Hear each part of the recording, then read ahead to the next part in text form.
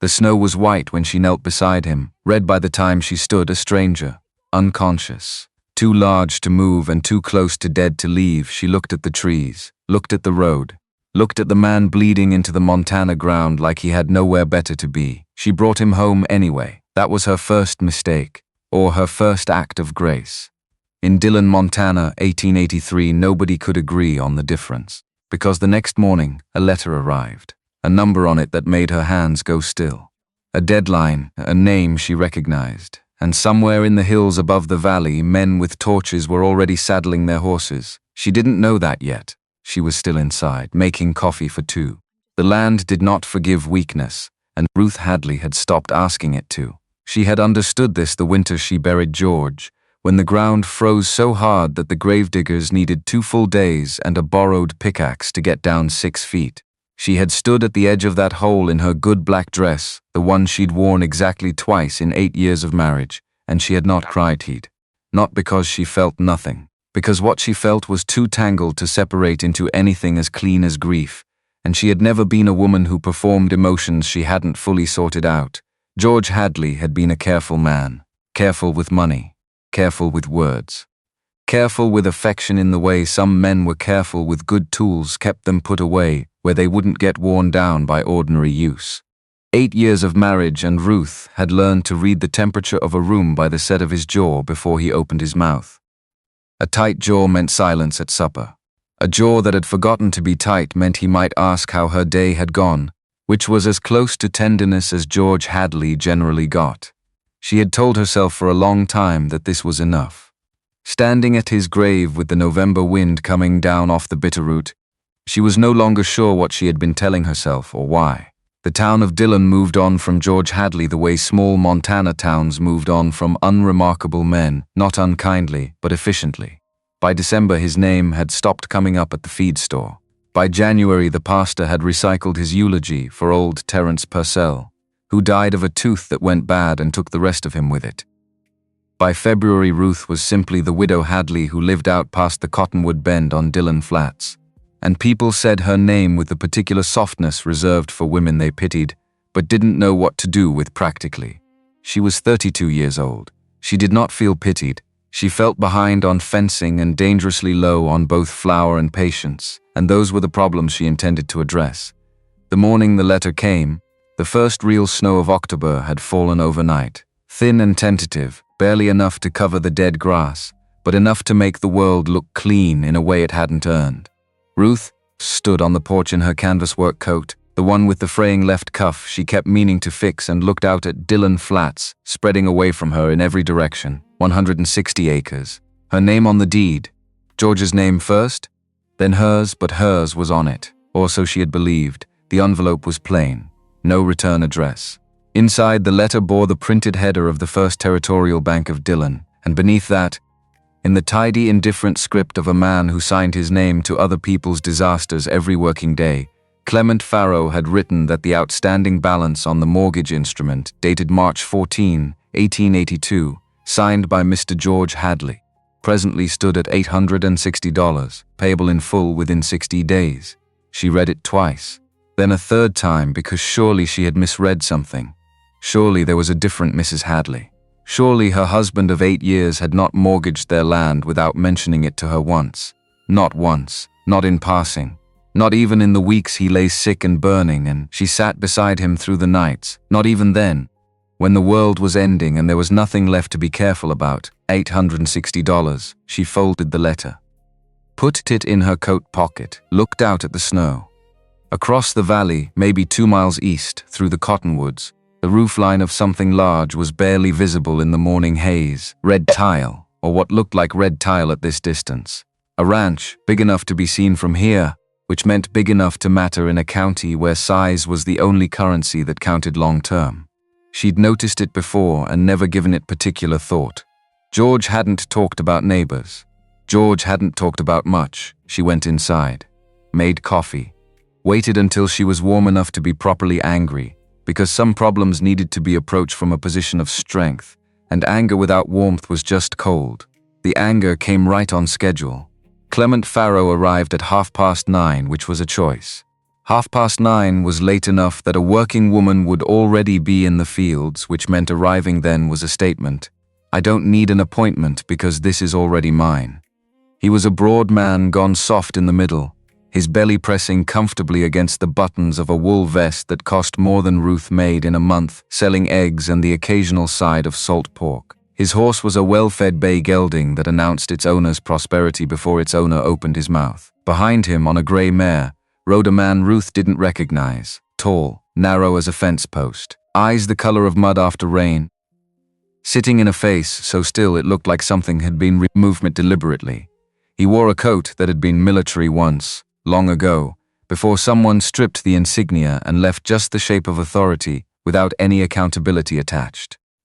His hands rested loose on the reins, relaxed in the way that hands got relaxed when deliberate calm had been practiced long enough to become automatic.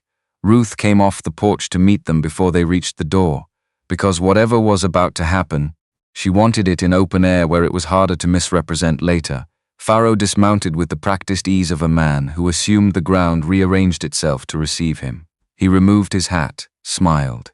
The smile did not reach his eyes, which were small and brown and perpetually calculating, like a man always running arithmetic in his head and always coming out a little ahead. Ruth, warm the way a coal stove was warm useful until it burned you. I hope the letter didn't cause undue alarm. These things are never as dire as they appear on paper. In my experience, they're usually worse in person. She kept her hands in her coat pockets. You could have sent your clerk. I wanted to deliver it personally. Out of respect for George is in frozen ground. He's past needing respect. She looked past Pharaoh at the thin man on the grey mare. What's his name? Pharaoh half turned. Silas Cobb. He assists me with various matters. Silas Cobb had not moved, had not blinked, near as Ruth could tell. He looked at her the way you looked at a door you were eventually going to have to open, not with hostility exactly, but with the patience of someone who had decided the outcome before arriving and was simply waiting for the sequence to play out. Ruth held his gaze for 3 full seconds, then looked back at Pharaoh. I'll need to see the original instrument, she said. The document George signed with the bank's stamp and the original figures. Not whatever version ends up in a subsequent envelope. Something moved behind Pharaoh's eyes, a recalibration, fast and then gone. Naturally, he said, and his smile adjusted to the version he used when things weren't going precisely as planned. He replaced his hat and settled it with the small deliberate gesture of a man centering himself before he continued. There are other parties interested in this area, Ruth. People who aren't as patient as I am.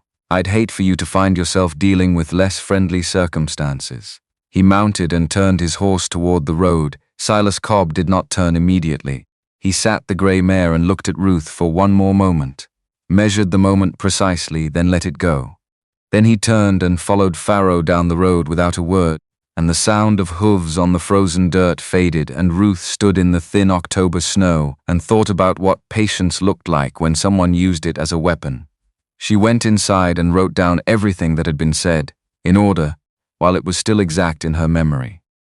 George had told her once that the first person to write down what happened in a room controlled what that room meant afterward. It was the most useful thing he'd ever told her, and she was beginning to understand that useful things from George came in small and widely spaced supply. She made a second pot of coffee. She did not allow herself to think about the number on the letter until she had drunk half of it. Then she thought about it hard and straight, and without flinching. The way she thought about things that frightened her, not avoiding the edges but mapping them precisely. Because you couldn't address something whose shape you hadn't established. $860.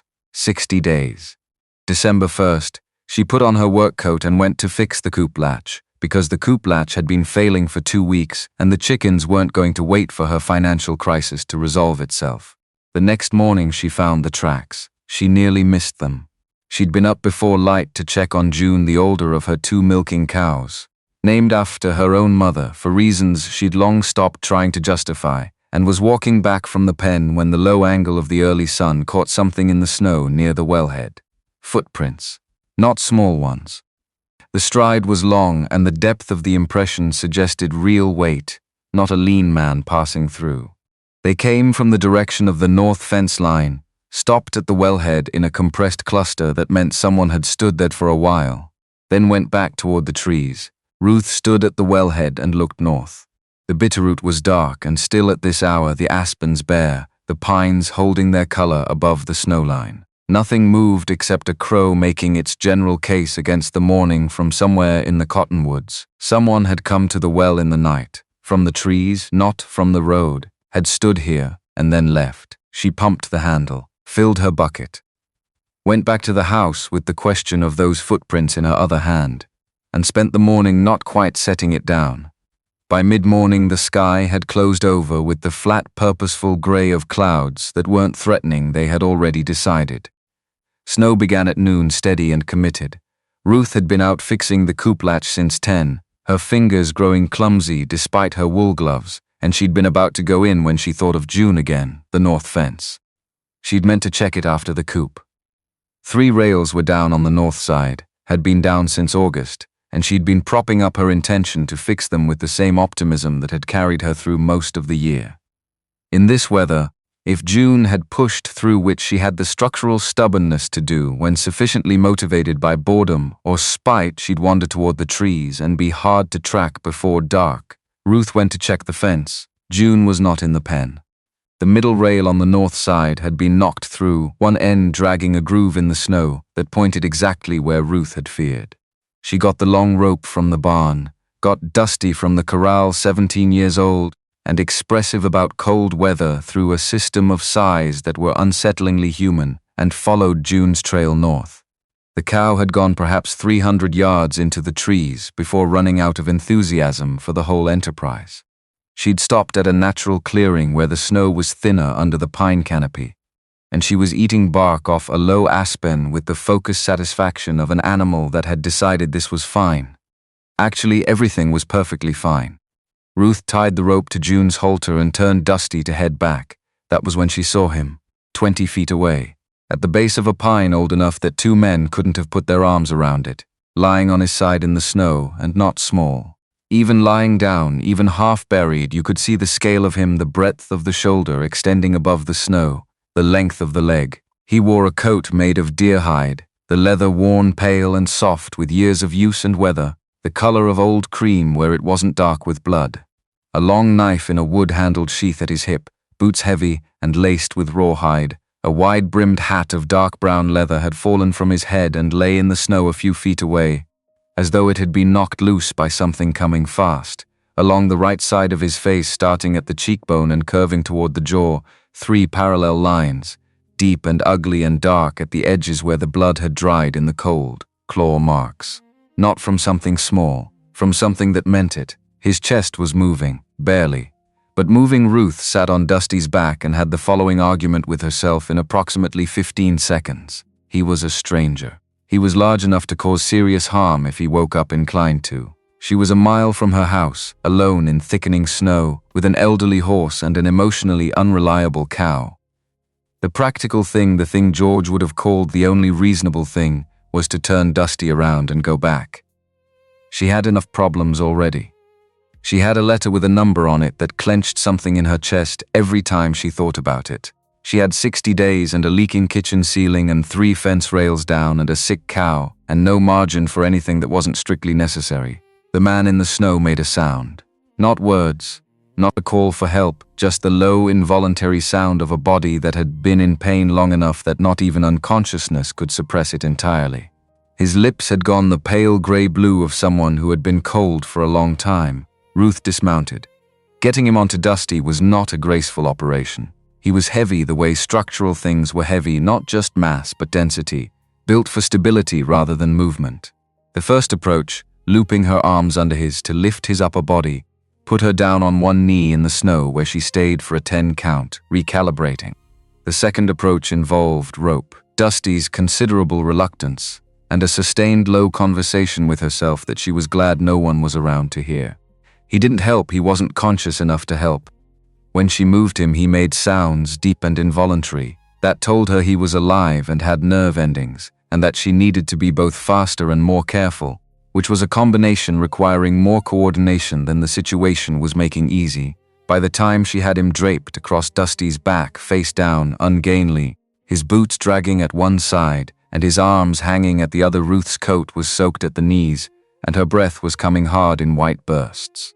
June regarded the entire operation from the end of her rope with the expression of an animal that had seen many things and had opinions about all of them. Not a word, Ruth told the cow. She led Dusty home through the thickening snow, one hand on the reins and one pressed against the stranger's back to keep him balanced, and tried not to think too specifically about what she was doing or why. Inside, fire first, then light, then the work of getting him off the horse and onto the floor in front of the hearth. He was partly conscious by then, one large hand groping vaguely at nothing, a low sound in his chest when she shifted his weight. She got him on his back on the braided rug, which had belonged to George's mother and had survived everything that had happened in this house so far, and took stock. The claw marks on his face she could clean and bind. 3 lines, deep enough to scar but not deep enough to threaten anything vital. They had bled and stopped, which meant his blood was still doing its job despite the cold.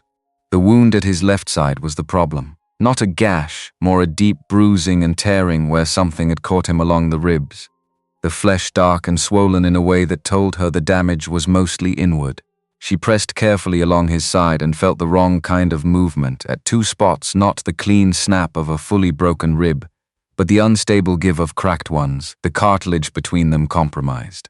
His body would splint itself over time if she kept him still and gave it the chance to do so. The risk was the same risk as with any cracked rib. If he moved wrong and drove the edge of the bone into something it wasn't meant to touch, the situation would become one she couldn't manage alone.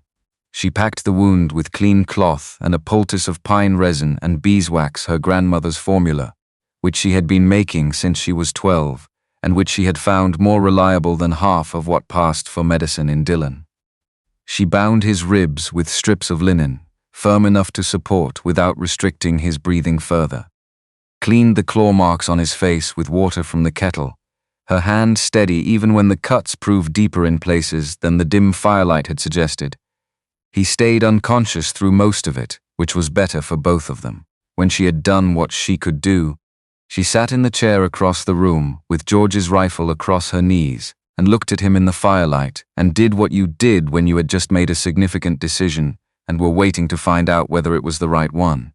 He was large, indoors, in the small front room of a house not built with men of this scale in mind. The fact of his size was impossible to overlook. The deer-hide coat had disguised it somewhat outside.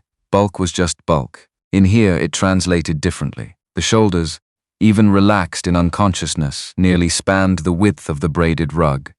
The hands were outsized even for the frame, the knuckles carrying the layered scars of someone who had done heavy work for a long time with no particular delicacy about it. The hunting knife she'd left in its sheath, removing it from a man of that size, had seemed like a calculation with worse odds than leaving it. The wood handle worn smooth at the grip from years of the same hand. His face, cleaned of blood, was not young but not old either. Somewhere in the middle of a life that had done things to it. The dark beard was thick and untrimmed in the way of a man who had stopped thinking about it, rather than a man who had decided to grow one, a distinction that Ruth, who had learned to read men through small things, recognized clearly. Whatever this man had been doing in the Bitterroot, he had been doing it long enough to stop maintaining himself against any standard except survival. Then she saw the ring, right hand, 4th finger, a silver band, substantial, not decorative weight but working weight, the kind made to last through everything. She held his hand toward the firelight to read the inside of the band, tilting it until the letters caught the light. BHWC. Not a wedding ring. Wrong hand, wrong finger, wrong configuration for a wedding band. Something else. A claim or a reminder, or both, the kind of thing made when something important needed to be carried on the body rather than left somewhere it could be lost. BH were not his initials. WC might be. She set his hand down, looked at the fire, thought about the roofline she'd seen that morning 2 miles east through the cottonwoods. Thought about what Farrow had said. There are other parties interested in this area. Thought about the initials and the weight of the ring and the quality of the knife and the deer-hide coat worn to softness by years rather than fashion. She picked up the rifle again and settled back into the chair and did not let herself draw conclusions from incomplete information, which was a discipline she had been practicing since the letter arrived, and which was becoming easier with repetition. The fire burned. The snow pressed against the windows. The man on the rug breathed slowly, and she kept watch, and the night moved through its hours without incident. He woke just past midnight. The change in his breathing reached her first from the slow, effortful rhythm of deep unconsciousness to something more deliberate, more controlled. She was already sitting forward when his eyes opened. Dark green in the firelight. More olive than straight green, the kind of color that would change depending on what it sat next to. They opened and immediately focused, which was not what she'd expected. Not the blinking confusion of someone surfacing from deep sleep. He looked at the ceiling, then at the fire, then at her and the rifle, and all three looks had the same quality, present, cataloging, making sense of things in sequence. He was assessing, not panicking, not threatening, just taking stock. She kept the rifle where it was. The fire made its sounds. Outside, the wind had picked up and was working on the north side of the house with a kind of patient insistence. Neither of them spoke for a moment. His voice, when it came, was low and rough in the way of a hinge that needed working. "Where am I?" "Hadley Place. Dillon Flats. North of town if you need the direction." He looked at the ceiling again, then back at her. His gaze moved to the rifle, registered it, moved back. "You brought me in, I had a horse." She did most of the actual lifting. His chest rose and fell carefully, testing the situation from the inside. She saw the exact moment he found the bound ribs, a slight tightening around the eyes, quickly pressed back down. How bad? 2 cracked ribs. Not broken through cracked. The cartilage between them is compromised, which means if you move wrong you'll drive the edge into something that won't forgive it. The wound at your side I've packed and bound. The cuts on your face will heal and scar. She paused. I'd say you were lucky, but I'm not sure the bear would agree. Something in his face, not quite amusement. The shadow of it, which was the most she suspected, he offered easily. "Bear," he said, confirming, not questioning. "The marks on your face are claw marks. Whatever got to your ribs came from the same direction." It was a large animal that moved fast. She paused. "You were alone up there?" "Yes." "For how long?" He looked at the fire. A look that was its own kind of answer. "A while," he said. She let that sit. "Is there anyone who knows I'm here?" he said. The way he asked it, not nervous, not worried. Something more like careful. The quality of a man checking a variable that mattered to him, wanting to be sure of the answer before he organized his thinking around it. Ruth studied him for a moment. "No," she said. Something shifted in him. Not visible in his face, but somewhere lower, in the chest and the shoulders. A release of something that had been held. "Good," he said. She looked at him steadily. "Is it?" He met her gaze. A considering look, not sizing up the threat but the person, deciding something about her based on what he saw.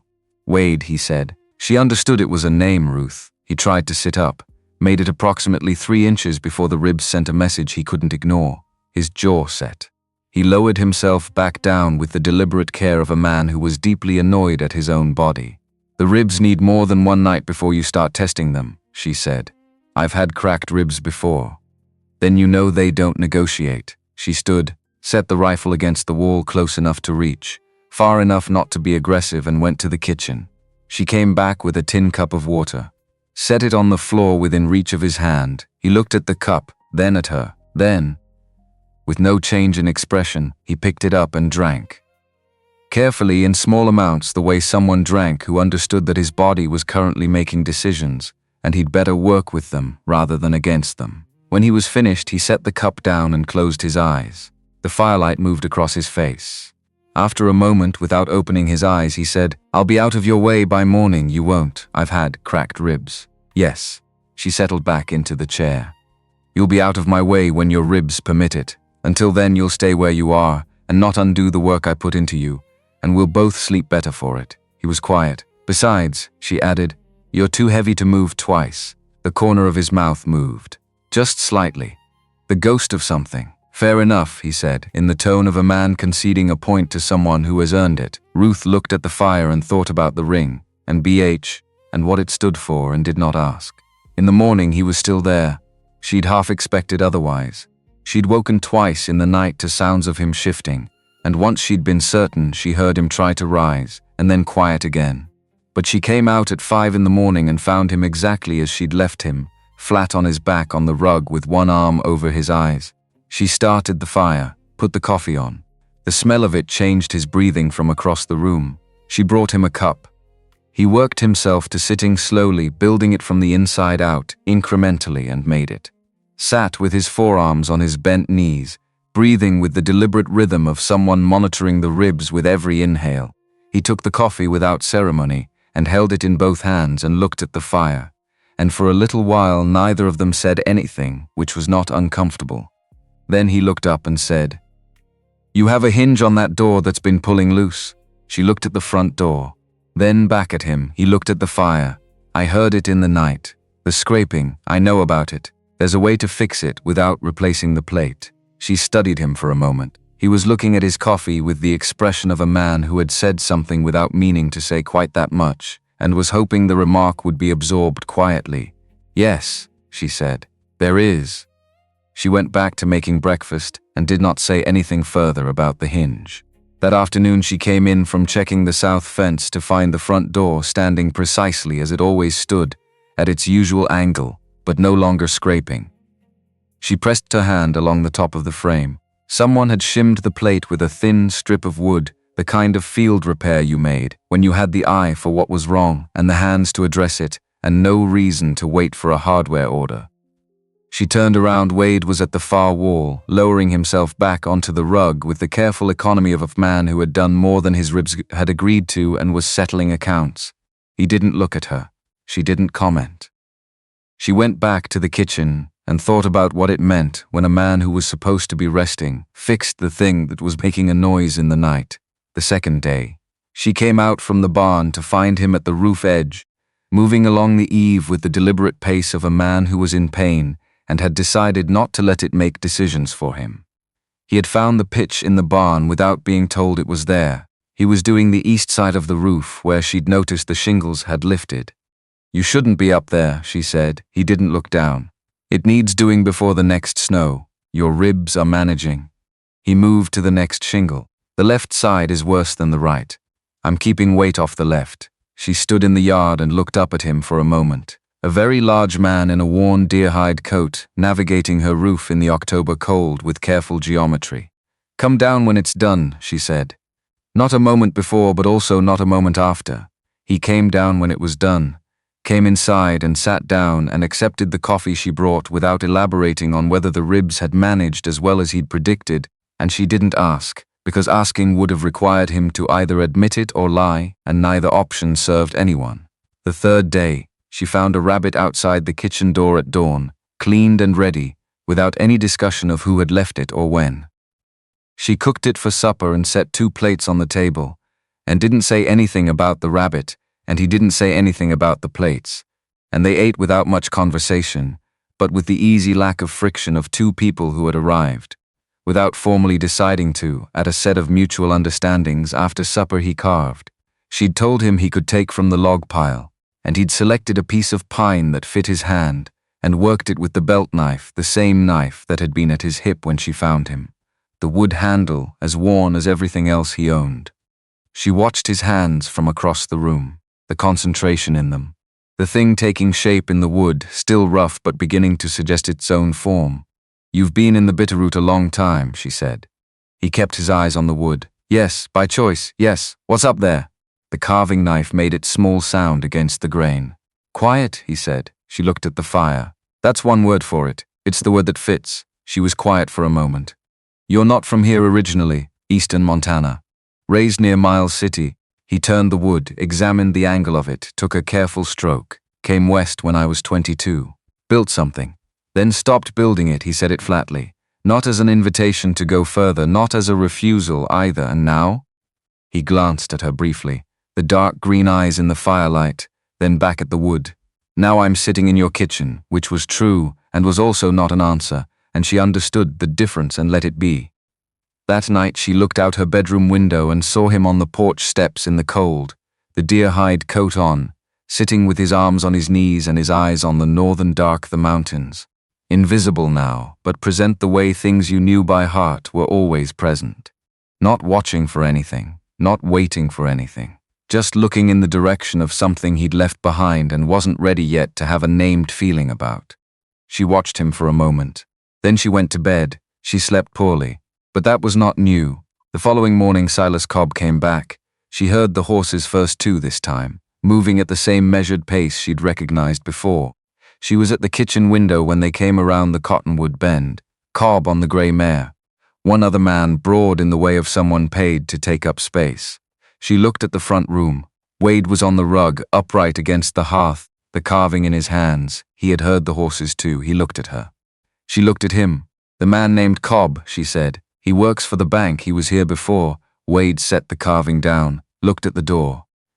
She could see him taking the measure of the situation the same way he'd taken the measure of everything since she'd found him, not with alarm, but with the quiet, systematic attention of a man who understood that an unexamined situation was a situation you hadn't yet decided to be responsible for. Then he stood up, not fast. The ribs had their say in it, but he stood, and when he was standing in the small front room, the room organized itself around him differently.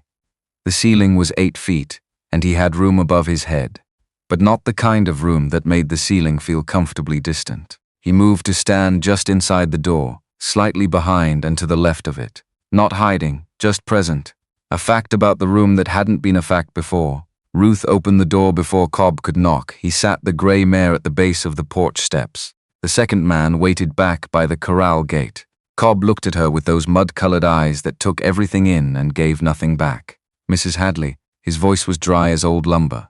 "Mr. Farrow asked me to check in. Make sure the letter arrived without difficulty." It arrived, good. "We've also had some reports of unusual activity in the area. Tracks north of the tree line, up toward the foothills. Mr. Farrow wanted to make sure you weren't having any trouble." The pause before trouble was small and deliberate. "No trouble," Ruth said. His gaze moved past her left shoulder. Into the room, she held still. Held his gaze when it came back to her. The shadow Wade cast through the open doorway was long and wide. The shadow of a man who had not stepped forward and had not stepped back. Cobb looked at the shadow. His eyes did a small thing, not fear, because Silas Cobb probably didn't have a simple relationship with fear. A recalculation, rapid and nearly invisible. "You've got company," he said. "My cousin," Ruth said. "From Butte. Down for a Cobb looked at her for another moment. His expression carried nothing definitive. He gathered his reins with the unhurried deliberateness of a man who had noted everything he came to note. "Mr. Farrow mentioned that 60 days moves faster than people expect," he said. He touched the brim of his hat, the courtesy of a man who understood the forms without necessarily endorsing them, and turned the grey mare and rode back the way he'd come, the second man falling in behind. Ruth closed the door. She turned around. Wade was looking at her. Not up with the assessment he'd turned on her the first morning, not with the calculation of a man deciding how worried to be. Something else. Something that was working something out about her specifically. "You said cousin," he said. Not accusing. Genuinely asking. She looked at him for a moment.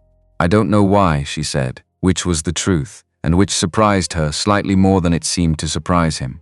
He held her gaze for another moment. Then he picked up the carving from the floor and sat back down against the hearth and went back to work.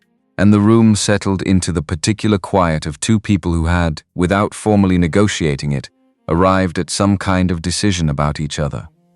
That evening she found the note. She almost missed it entirely. The wind had been working the door all afternoon, and a folded scrap of paper could have been sitting in the gap of the doorframe since noon or since 2 minutes ago, she couldn't know. And it didn't matter because it was there now, wedged at the angle of someone who wanted it found but didn't want to knock. Plain paper, torn at one edge. Pencil, pressed hard, written without a flat surface under it. 5 words. "Leave before it's too late." No signature, nothing on the other side. Ruth stood on the porch with the note in her hand and looked at the road and the tree line and the thin October dark coming down off the mountains, and thought about Silas Cobb's eyes and Clement Farrow's arithmetic and the 60 days that were already ticking, and the 7 families Pearl would tell her about in 4 days' time, which she didn't know about yet, and the territorial records in Helena that would take Greer 2 weeks to access, which she also didn't know about yet. What she knew right now was the number on the bank letter, the note in her hand, and the man inside her house with the ring on his finger she hadn't asked about. She folded the note, put it in her coat pocket with the bank letter, went inside. Wade looked up from across the room. She crossed to him and held out the note without explanation. He took it, read it, folded it back along its original creases and held it for a moment, looking at it. He did not ask who had left it, did not suggest it was time for him to go, did not tell her not to worry, which she was grateful for, because she was not a woman who found false reassurance reassuring. What he did was set the folded note on the floor beside him and look at the fire, and then look at her with those dark green eyes in the low firelight.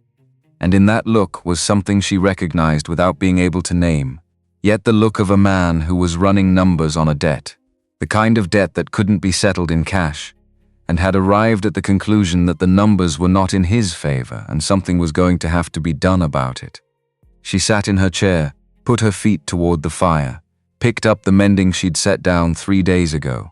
Neither of them said anything. But the silence had the quality of two people who have agreed on something without speaking, which is the kind of agreement that tends to hold. She went to Pearl Dawson's shop before she went anywhere else, because Pearl was the kind of woman who knew the difference between what people said and what they meant, and right now Ruth needed someone who operated fluently in that gap. The dress shop sat between the hardware store and the post office on Dillon's Main Street, which was 3 blocks of storefronts doing their collective best against the Montana winter. The bell above the door made its small sound when Ruth pushed through. Inside, the smell of fabric sizing and the faint sweetness of cedar blocks Pearl kept in every corner against moths. Bolts of cloth on the back shelves in the practical colors that women in cattle country ordered: dark blues, serviceable grays, the occasional burgundy for someone feeling hopeful about something. Pearl herself was at the cutting table, pins in her lower lip, a length of black wool spread before her. 63 years old, gray hair pinned with the no-nonsense efficiency of a woman who had stopped being interested in hair arrangements sometime around 1870. Eyes like good coffee brown and direct and with no patience for cooling. She looked up, removed the pins from her mouth, set them in the cushion at her wrist. "Sit down," she said, which was how Pearl started every serious conversation, because she believed that people made better decisions when they weren't on their feet feeling like they might need to run somewhere. Ruth sat. She put the bank letter and the unsigned note on the cutting table without preamble, in that order. Pearl read them both, took her time. Her face did not change dramatically, but the lines around her mouth tightened in the small, particular way of a woman confirming something she'd already suspected and wasn't pleased to be right about. She set the letters down, folded her hands on top of them. "George's note," she said. "What number did your copy show?" $430. Pearl nodded once. The nod of someone doing arithmetic they'd hoped not to have to do. "Hetty Marsh," she said. "You know her out past the Conley place." Ruth knew her. Substantial woman, iron gray braid, husband named Bernard, who bred quarter horses and had made his peace with the world largely by keeping quiet about it. Bernard signed a note with Farrow 2 years ago, Pearl said. $400 for equipment. He paid it down to $250 in the first year. Then a letter came saying the balance was $600. She let the number sit on the table between them. Bernard's copy said $250. Farrow's copy said $600. Bernard went to the courthouse in Beaverhead County and asked to see the filing. The filing said $600. The original had been replaced. Pearl confirmed, with the flat finality of someone closing a door on a room that shouldn't have been opened. Bernard's not a man given to making scenes. He sold 60 acres on the south side of his property to cover the difference and has not spoken of it since. She paused. The 60 acres Farrow bought from him border the valley floor. Right along the creek bed. Ruth looked at her steadily. The railroad. Pearl's expression shifted into something that occupied the territory between satisfaction and grimness without settling in either. "You've heard the talk. Enough of it." Farrow mentioned other parties interested in the area. He was too careful to say what kind of interest. "I saw survey maps," Pearl said, 6 weeks ago, through the window of a room above the hotel, while delivering a repaired waistcoat to a man who did not think I could read upside down at 6 feet. She touched the edge of the bank letter. Utah and Northern Railroad. Their current line runs north through Beaverhead County. The proposed spur would come southeast through the valley right through the bottom land along the creek bed. The Marsh property, the Connolly place on the north side. The Bellamy farm to the east. She held Ruth's gaze. "Your South 40, Ruth. The land along your creek boundary. The South 40 was the best soil on the property. Ruth had been planning, vaguely for years, to put wheat in it when she had the hands and the capital. Good soil, water access, flat enough to work efficiently. Railroad land. How many families, Ruth said, that I know of with certainty? 5, including yours. Pearl said it the way she said anything that made her angry, flat and factual. The anger compressed into pure delivery. There may be more who haven't come to me. More who don't know yet that their paperwork has been adjusted. She picked up her pins. Not because she intended to sew immediately, but because her hands needed something to do with the information they were holding. What are you going to do? Find Amos Greer? Pearl looked at her. He's old. He's also the only lawyer within 40 miles who doesn't owe Farrow a courtesy. Ruth stood, folded both letters back into her coat. Where is he at this hour? Hotel dining room. Noon every day for 15 years. Boiled bee on Tuesdays. This is Tuesday. It is, Pearl said and reached for her cutting shears. Then without looking up, Ruth, there's a man at your place. Ruth stopped, turned. Pearl was looking at her with the eyes of a woman who had spent 40 years watching things that other people thought they were concealing. Silas Cobb came in here yesterday asking whether I'd seen any strangers come down from the hills in the past week. What did you tell him? That I was very busy. Pearl made the first cut in the black wool, clean and straight. I'm always very busy when Silas Cobb asks me questions. Ruth buttoned her coat, looked at the door, looked back. His name is Wade, she said. He fixed the north fence. Pearl said nothing. But something in her face said a great many things simultaneously, in the efficient way of a woman who had learned that the most significant observations were usually better left as observations. Ruth went to find Amos Greer. He was, in fact, at the hotel dining room, boiled beef, a glass of water, a newspaper folded to the inside pages, which he preferred on principle because the front page, he'd once told her at George's funeral, had contained nothing original since 1871. He was 71 years old and narrow as a fence rail, with a white mustache he maintained with a precision that stood in pointed contrast to the general productive disorder of everything else about him. He'd been a prosecuting attorney in Kansas before a land dispute ended with him being shot in the left knee at close range, which finished both the dispute and his career in Kansas, and eventually deposited him in Dillon, where the elevation was kinder to the knee and no one knew enough of his history to have formed opinions about it. He looked up when she sat down across from him, looked at her face, set the newspaper aside without marking his place. What's happened? He said. She put the bank letter on the table. He read it. She told him about Pearl's account of the Marsh family, about the changed filing, about the survey maps and the railroad spur and the 5 families she knew of, and probably more she didn't. She organized it in sequence without embellishment because Amos Greer was not a man who needed color to understand the shape of a problem. He needed facts arranged in order. He ate his boiled beef while she talked. She had learned, through the small number of interactions she'd had with him over the years, that this was not rudeness but the habit of a man who had learned to do 2 things at once and had long since stopped apologizing for the efficiency. When she finished, he set his fork down, put both hands flat on the table, looked at the letter, the original instrument, he said, the one George signed. You have your copy. $430. Dated March 14th, and Farrow's letter references the same instrument by the same date. With $860, he picked up both letters. Read them in order. Set them down. On its own, not conclusive.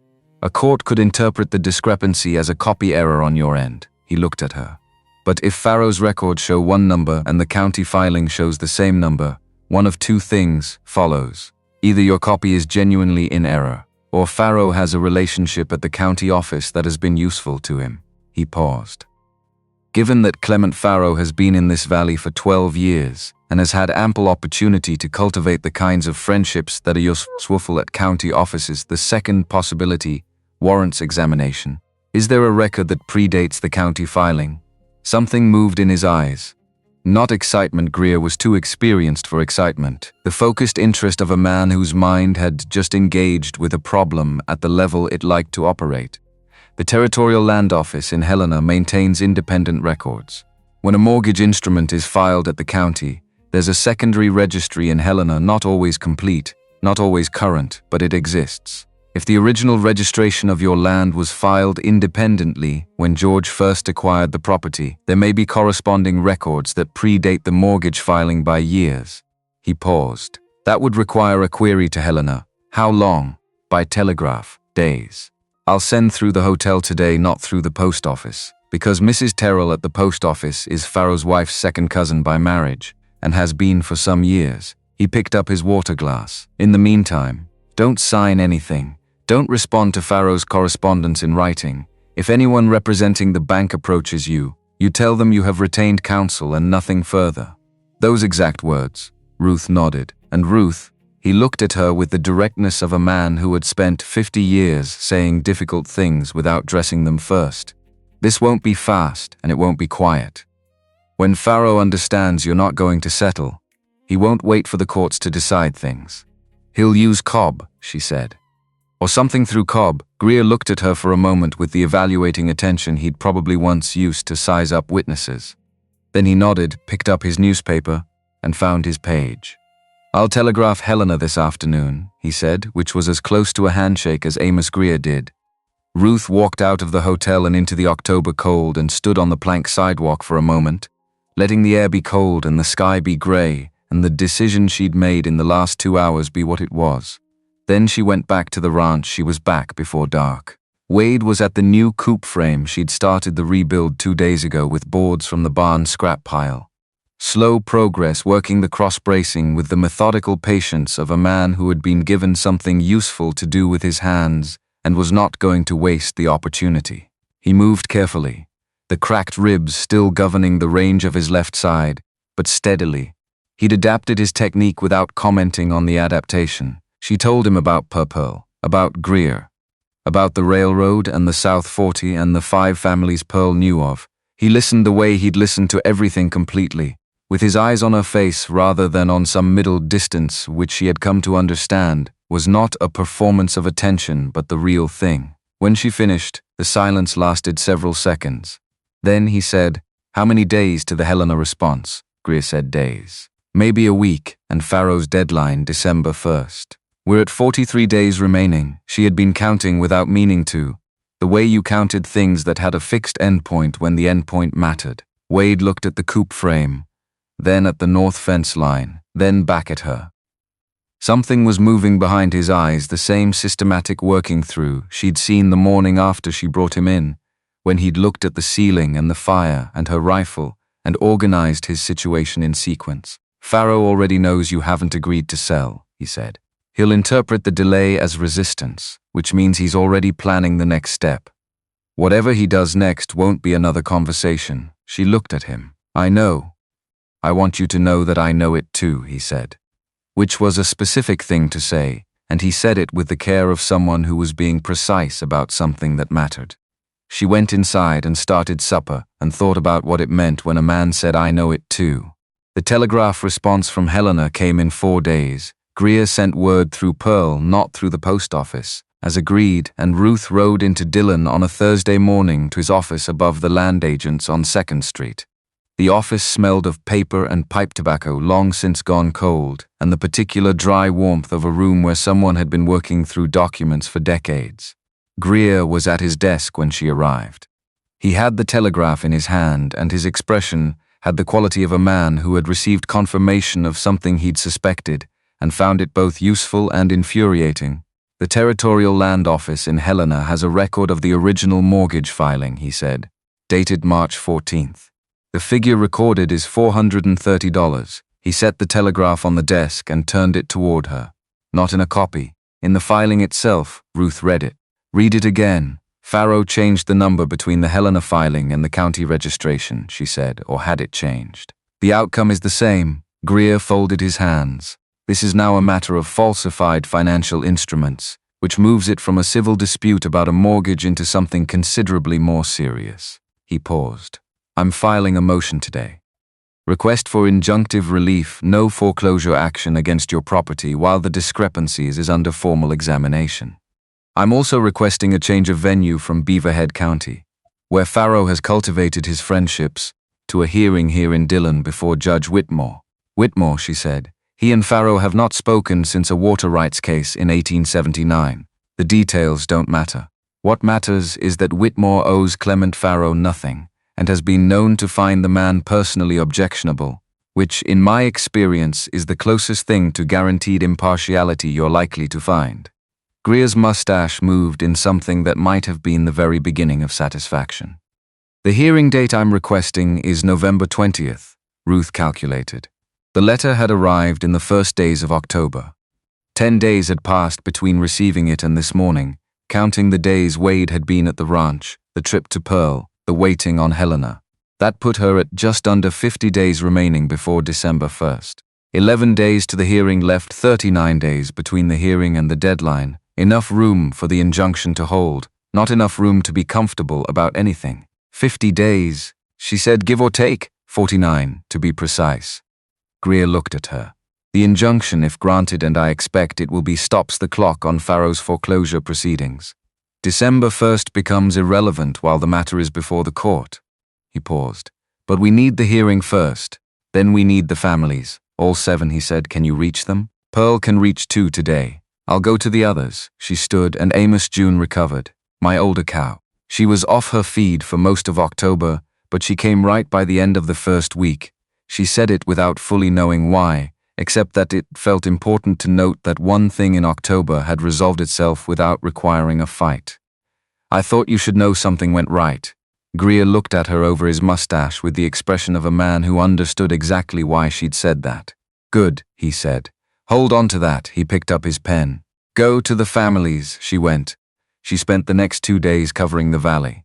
Pearl took Hetty Marsh and the Connollys.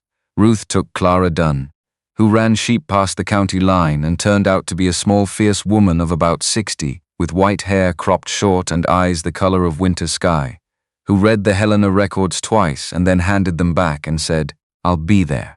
Tell Greer I have my original letter and the bank's copy both, and the numbers differ by $310. I have never in my life thrown anything away.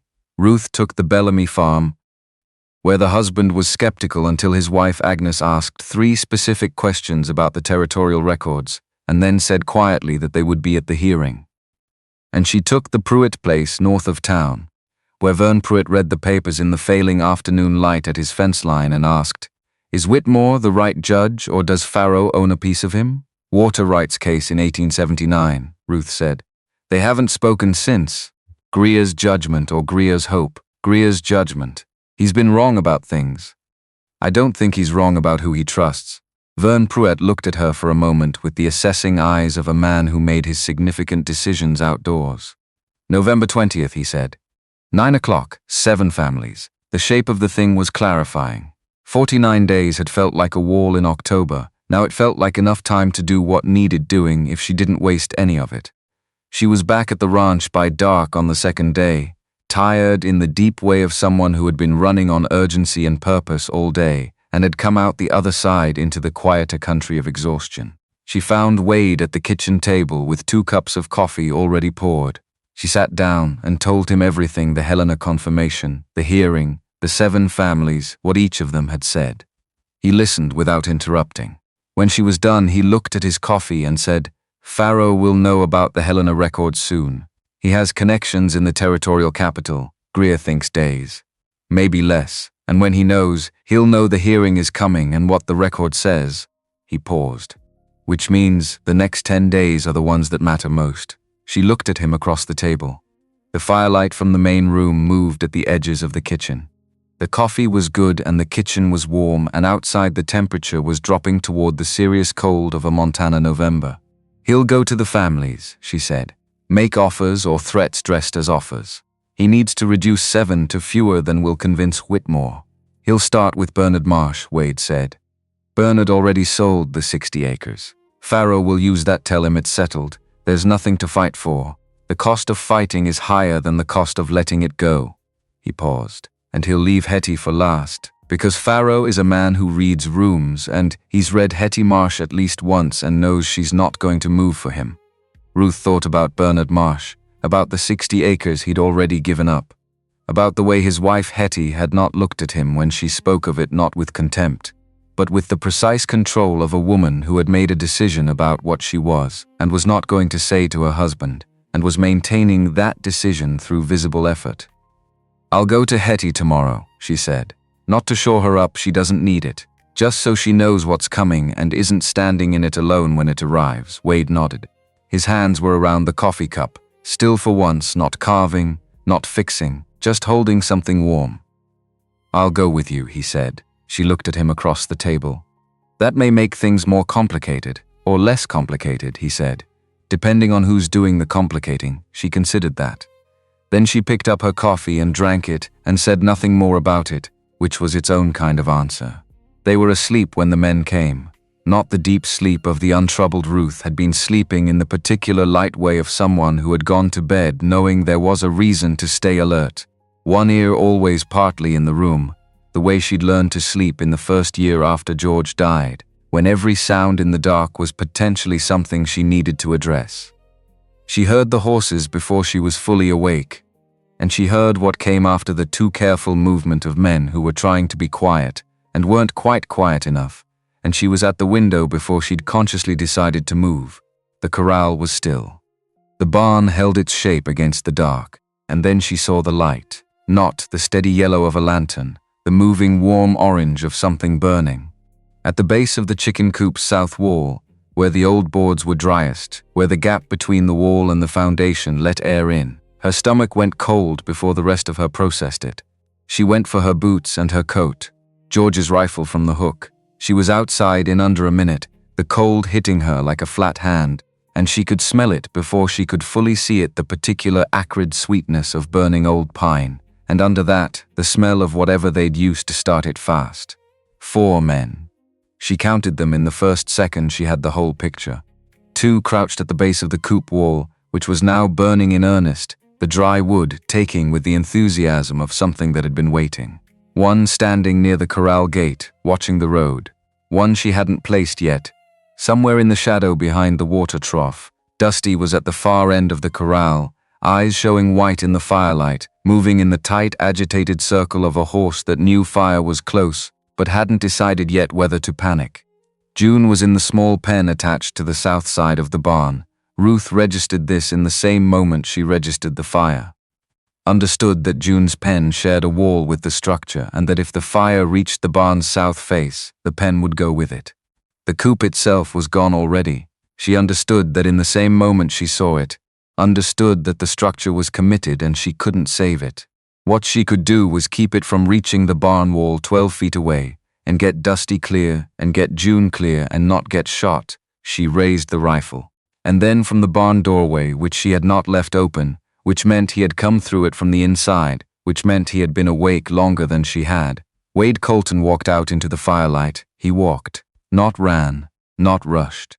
The deliberate, unhurried walk of a man who had already run the numbers on a situation and arrived at an outcome, and was now simply moving to stand inside it.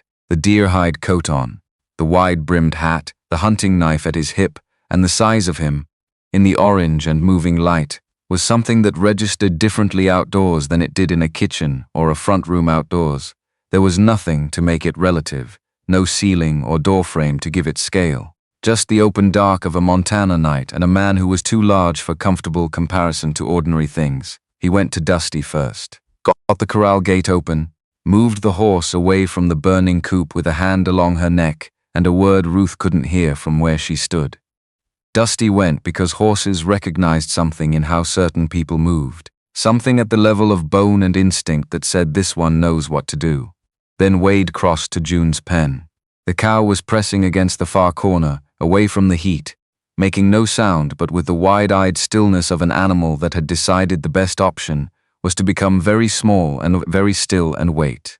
Wade unlatched the pen gate and put his hand flat on June's flank and walked her out and away from the barn wall, the cow moving with the slow bovine dignity of an animal that had been led by humans enough times to understand it was the faster option, and Ruth thought, watching this from across the yard.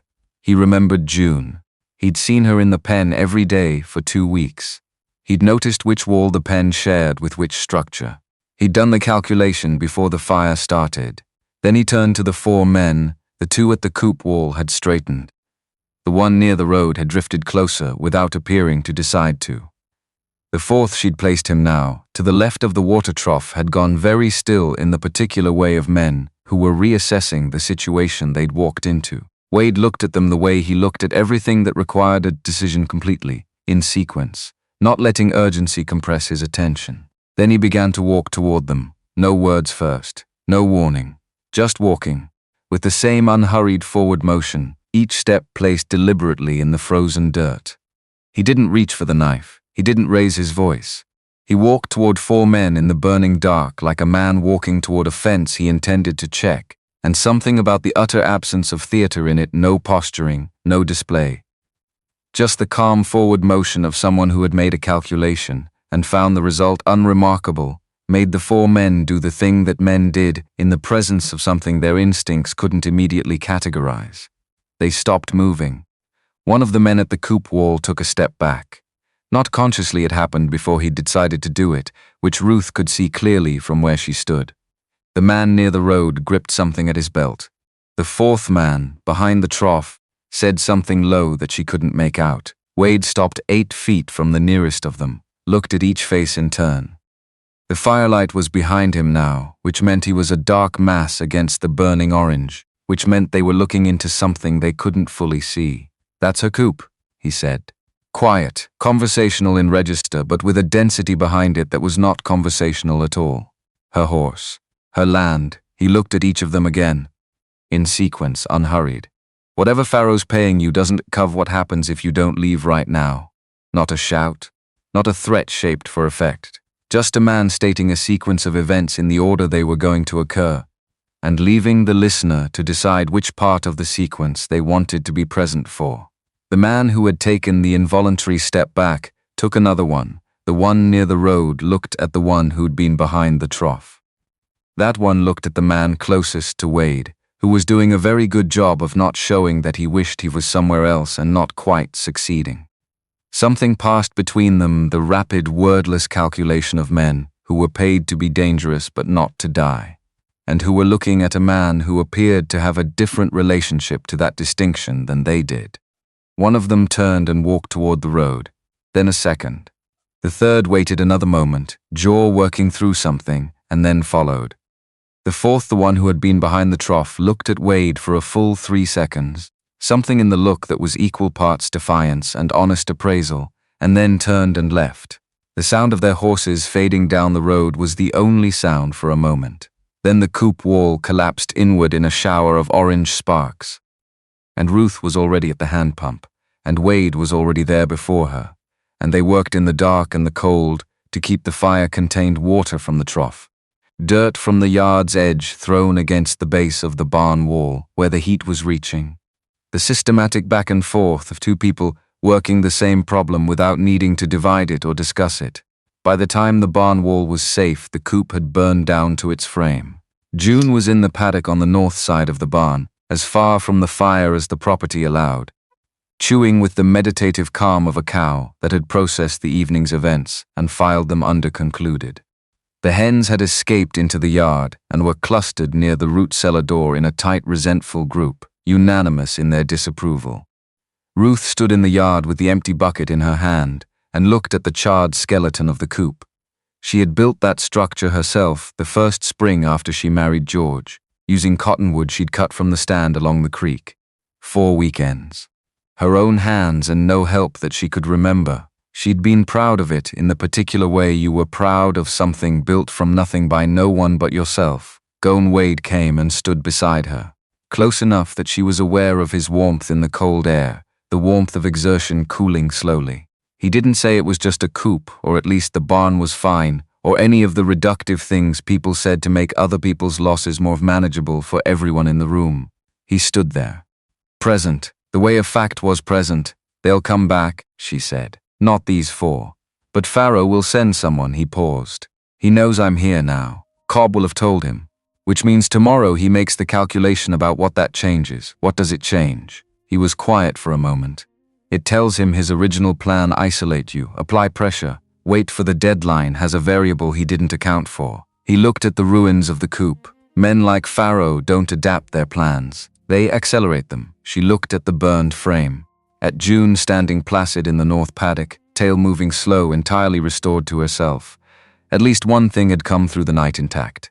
"The hearing is in 9 days, she said. 9 days, he agreed. She went inside. He stayed in the yard to be certain the barn wall had cooled completely through, because that was the kind of thing he did made sure the thing was actually done before stopping doing it. She stood at the kitchen window and looked out at him in the dark, checking the barn wall with his palm in a slow, methodical sweep, and let herself understand clearly something she'd been not quite acknowledging for several days, which was that she didn't want him to leave, and the coop and the cracked ribs and the debt he felt he owed her had nothing to do with it.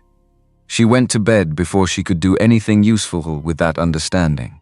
In the morning she found the carving on the kitchen windowsill, finished overnight.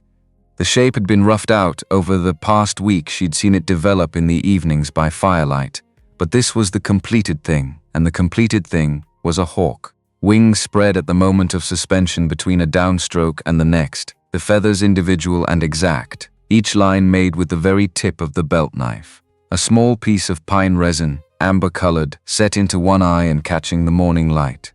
She picked it up, turned it over. On the underside of the base, in small, careful letters pressed into the wood. For the woman who didn't walk away, she stood at the window for a while with the hawk in her hand and looked out at the yard, where Wade was already at work on the coop frame in the cold, his breath white, his movements carrying the quality she'd come to recognize as his particular baseline, deliberate, unhurried, entirely committed to whatever the task in front of him required. She put the hawk in her coat pocket, made coffee, made enough for two. When he came in, she had it on the table and breakfast starting, and he sat down and took the cup, and neither of them said anything about the hawk, which was the right way to treat something that had already said what it needed to say. 4 days before the hearing, Silas Cobb came to the ranch alone, not with men, not at night. He came at noon, on the gray mare, and stopped at the fence line and waited, which was itself new information. Cobb had always ridden to the door before. Stopping at the fence meant something was different about this visit, and Ruth understood that before she reached the gate. He held an envelope in his right hand, extended it toward her without dismounting. She did not take it. An offer, Cobb said. His voice was the same as always, flat and dry, all the weather removed from it. Market value for the property, plus forgiveness of the outstanding note. You'd leave with money and no debt. I don't have a debt, she said. The outstanding note reflects a figure that was never in the original instrument. Greer has the territorial filing showing the original number. Something in Cobb's face did a small thing. Not surprise, he'd presumably known about the Helena filing since Farrow knew. Something else. A reassessment, rapid and nearly invisible. Farrow is prepared to acknowledge there may have been a clerical error, he said. He's prepared to honor the original figure, $430, and forgive that amount as well, as a gesture of goodwill, if the sale proceeds. So Farrow was conceding the number, absorbing it entirely into the cost of the transaction, because it had stopped being useful as a lever. Which meant the land was what he'd wanted from the beginning, and the note had been machinery to move her toward it, and now that the machinery was broken, he was setting it aside and asking for the same thing more directly. No, Ruth said. Cobb's hand with the envelope stayed where it was, Mrs. Hadley. The answer is no, Mr. Cobb. It was always going to be no. I'd like you to make that clear to Farrow, along with the fact that I understand what my South 40 is worth now and what it will be worth when the Utah and Northern runs its spur through the valley. No number he puts on an envelope changes what the land is or who it belongs to. I'll see him in front of Judge Whitmore in 4 days. Cobb looked at her. Not the threat look, not the measuring look. Something she hadn't seen from him before. Farrow doesn't lose well, he said. Not as a threat. As information delivered without visible emotion, the way you told someone the temperature was going to drop. Men who get used to winning usually don't, she said. He was quiet for a moment. His hands on the reins were still. I worked for him 11 years, he said, which was not what she'd expected. She'd expected a harder close, something designed to produce fear or compliance. Instead, he sat the gray mare and looked at a fence post between them and said, 11 years is a long time to do a particular kind of work. There are things I've done for Clement Farrow that I've done because I was paid and because I didn't ask questions I could have asked. He paused. I want you to know I didn't send those men to burn your coop. He sent them on his own. He doesn't always tell me. She looked at him carefully. I can see you're deciding what to do with that, he said. I'm deciding, she agreed. I've never put fire to anything belonging to a woman on her own land, he said. I wanted that said somewhere, even if the somewhere is just you. He folded the envelope and put it back in his coat, gathered his reins. Whatever he does in the next 4 days won't come from me. That's all I can tell you." He turned the gray mare and rode back toward the road. Ruth watched him go and thought about men who drew lines inside themselves that they didn't announce until they had to, and what it cost them to hold those lines over 11 years of working for someone who didn't have any. She went inside and told Wade exactly what Cobb had said, in the order he'd said it. Wade listened without interrupting. When she was done, he was quiet for a moment. "He's separating himself from what comes next," he said. "What comes next?" she said. "Farrow has 4 days and his offer was refused and the hearing is going to go badly for him." He met her eyes steadily. "What he does in those 4 days isn't going to be Silas Cobb." 3 days before the hearing, Farrow went after Greer's license. Not physically, Farrow was not a man who did things with his hands. He filed a complaint with the Territorial Bar Association, claiming Greer had engaged in fraudulent practice in connection with his prior career in Kansas, citing something from 1868 that had been in storage for 15 years and was now being presented as urgent and disqualifying. The complaint was thin in the way of things constructed quickly from available material rather than from actual wrongdoing. Greer's response, which he sent by telegraph to Helena at 6 the following morning, was 13 pages long and included the sworn statement of the judge who had presided over the 1868 matter, who was still alive in Topeka and still had detailed opinions about it. Greer brought a copy of his response to the ranch that afternoon, along with a copy of the original complaint, and sat at Ruth's kitchen table with the expression of a man who had just been handed an unexpected gift. "He's panicking," Greer said. He touched the complaint with one finger, not picking it up, just indicating it. "A man with a legitimate case attacks the opposing case. A man without one attacks the opposing attorney." He looked up. "He has nothing for the case. The Helena records are clean. Your copy is consistent with them. I now have affidavits from 5 of the 7 families showing the same pattern across multiple properties and multiple years. Farrow's version of events requires a court to believe that 7 separate people independently miscopied their own mortgage documents in the same direction by varying amounts over a period of 3 years." He folded his hands. "Whitmore is not a stupid man." "What happens to the complaint?" Ruth said. "The Bar Association will file it. Whitmore will hear about it because in a territory this size everything travels. And when he hears about it, he will understand exactly what he's looking at." Greer paused.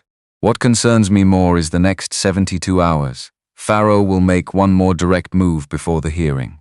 He's run out of indirect ones." He didn't elaborate on what that meant practically. He didn't need to. That night, Wade moved his bedroll from the barn to the front room without discussion, set it by the door, lay down with his coat over him and the belt knife within reach, and closed his eyes. Ruth looked at the arrangement for a moment. Then she went to her room and went to bed and felt, for the first time in the long string of difficult nights since October, that she was actually going to sleep. She slept. Nothing came that night. Or the next. Which in some ways was harder than if something had come, because the waiting had weight, and by the morning of the hearing Ruth had been carrying it in her shoulders and the back of her skull for days. She wore the navy wool dress she'd bought the year she and George had a good season, the one she'd spent money on before he could redirect it. She pinned her hair properly, looked at herself in the small mirror above the washstand and thought, "This is what I look like when I mean it." Wade was at the kitchen table when she came out. He had trimmed his beard, not removed it, just shaped it back to something that suggested intention rather than the slow accumulation of years of not thinking about it. His shirt was clean. He'd done something with his hair. He still wore the deer-hide coat because it was the only coat he had, and he wore it with the same unconcerned authority he brought to everything, as though the question of what the coat said about him had never occurred to him as a question worth having. He looked at her when she came in. Looked for a moment longer than strictly necessary. "Ready," she said. "Ready," he said. They went to town, together in full daylight, and if the people on Dillon's Main Street went quiet when they came around the Cottonwood Bend, the widow Hadley, and the very large man in the worn deer-hide coat, walking with the particular ease of 2 people who had stopped negotiating each other's presence and simply accepted it, then they went quiet in their own way for their own reasons, and Ruth and Wade let them. Some things were best said by showing up and letting people decide what to do with it. The newspaper came out the morning of the hearing. Pearl brought it to the ranch at first light, which told Ruth what she needed to know before she opened it. Pearl did not make social calls before 7 in the morning. Page 2. Below the fold, but only just. The headline had been written by a man who knew exactly what he was implying and had arranged the words to imply it while maintaining technical innocence. Questions raised about land transactions in Dillon Flats area. Prominent rancher Agenfit at Widow Hadley Profit. The article said nothing directly false. That was the craft of it. It noted that Wade Colton, proprietor of Broken Horn Ranch, the largest single land holding in Beaverhead County, had been observed at the property of widow Ruth Hadley, whose land abutted the area through which the proposed Utah and Northern Spur line was expected to run. It quoted unnamed local sources wondering whether Mrs. Hadley was fully aware of Mr. Colton's broader interests in the region's land. It mentioned in passing that Broken Horn Ranch had been largely unoccupied for 4 years. The reader was meant to supply the rest. The reader was meant to think, large rancher, grieving widow, valuable land, convenient timing. Ruth set the paper down.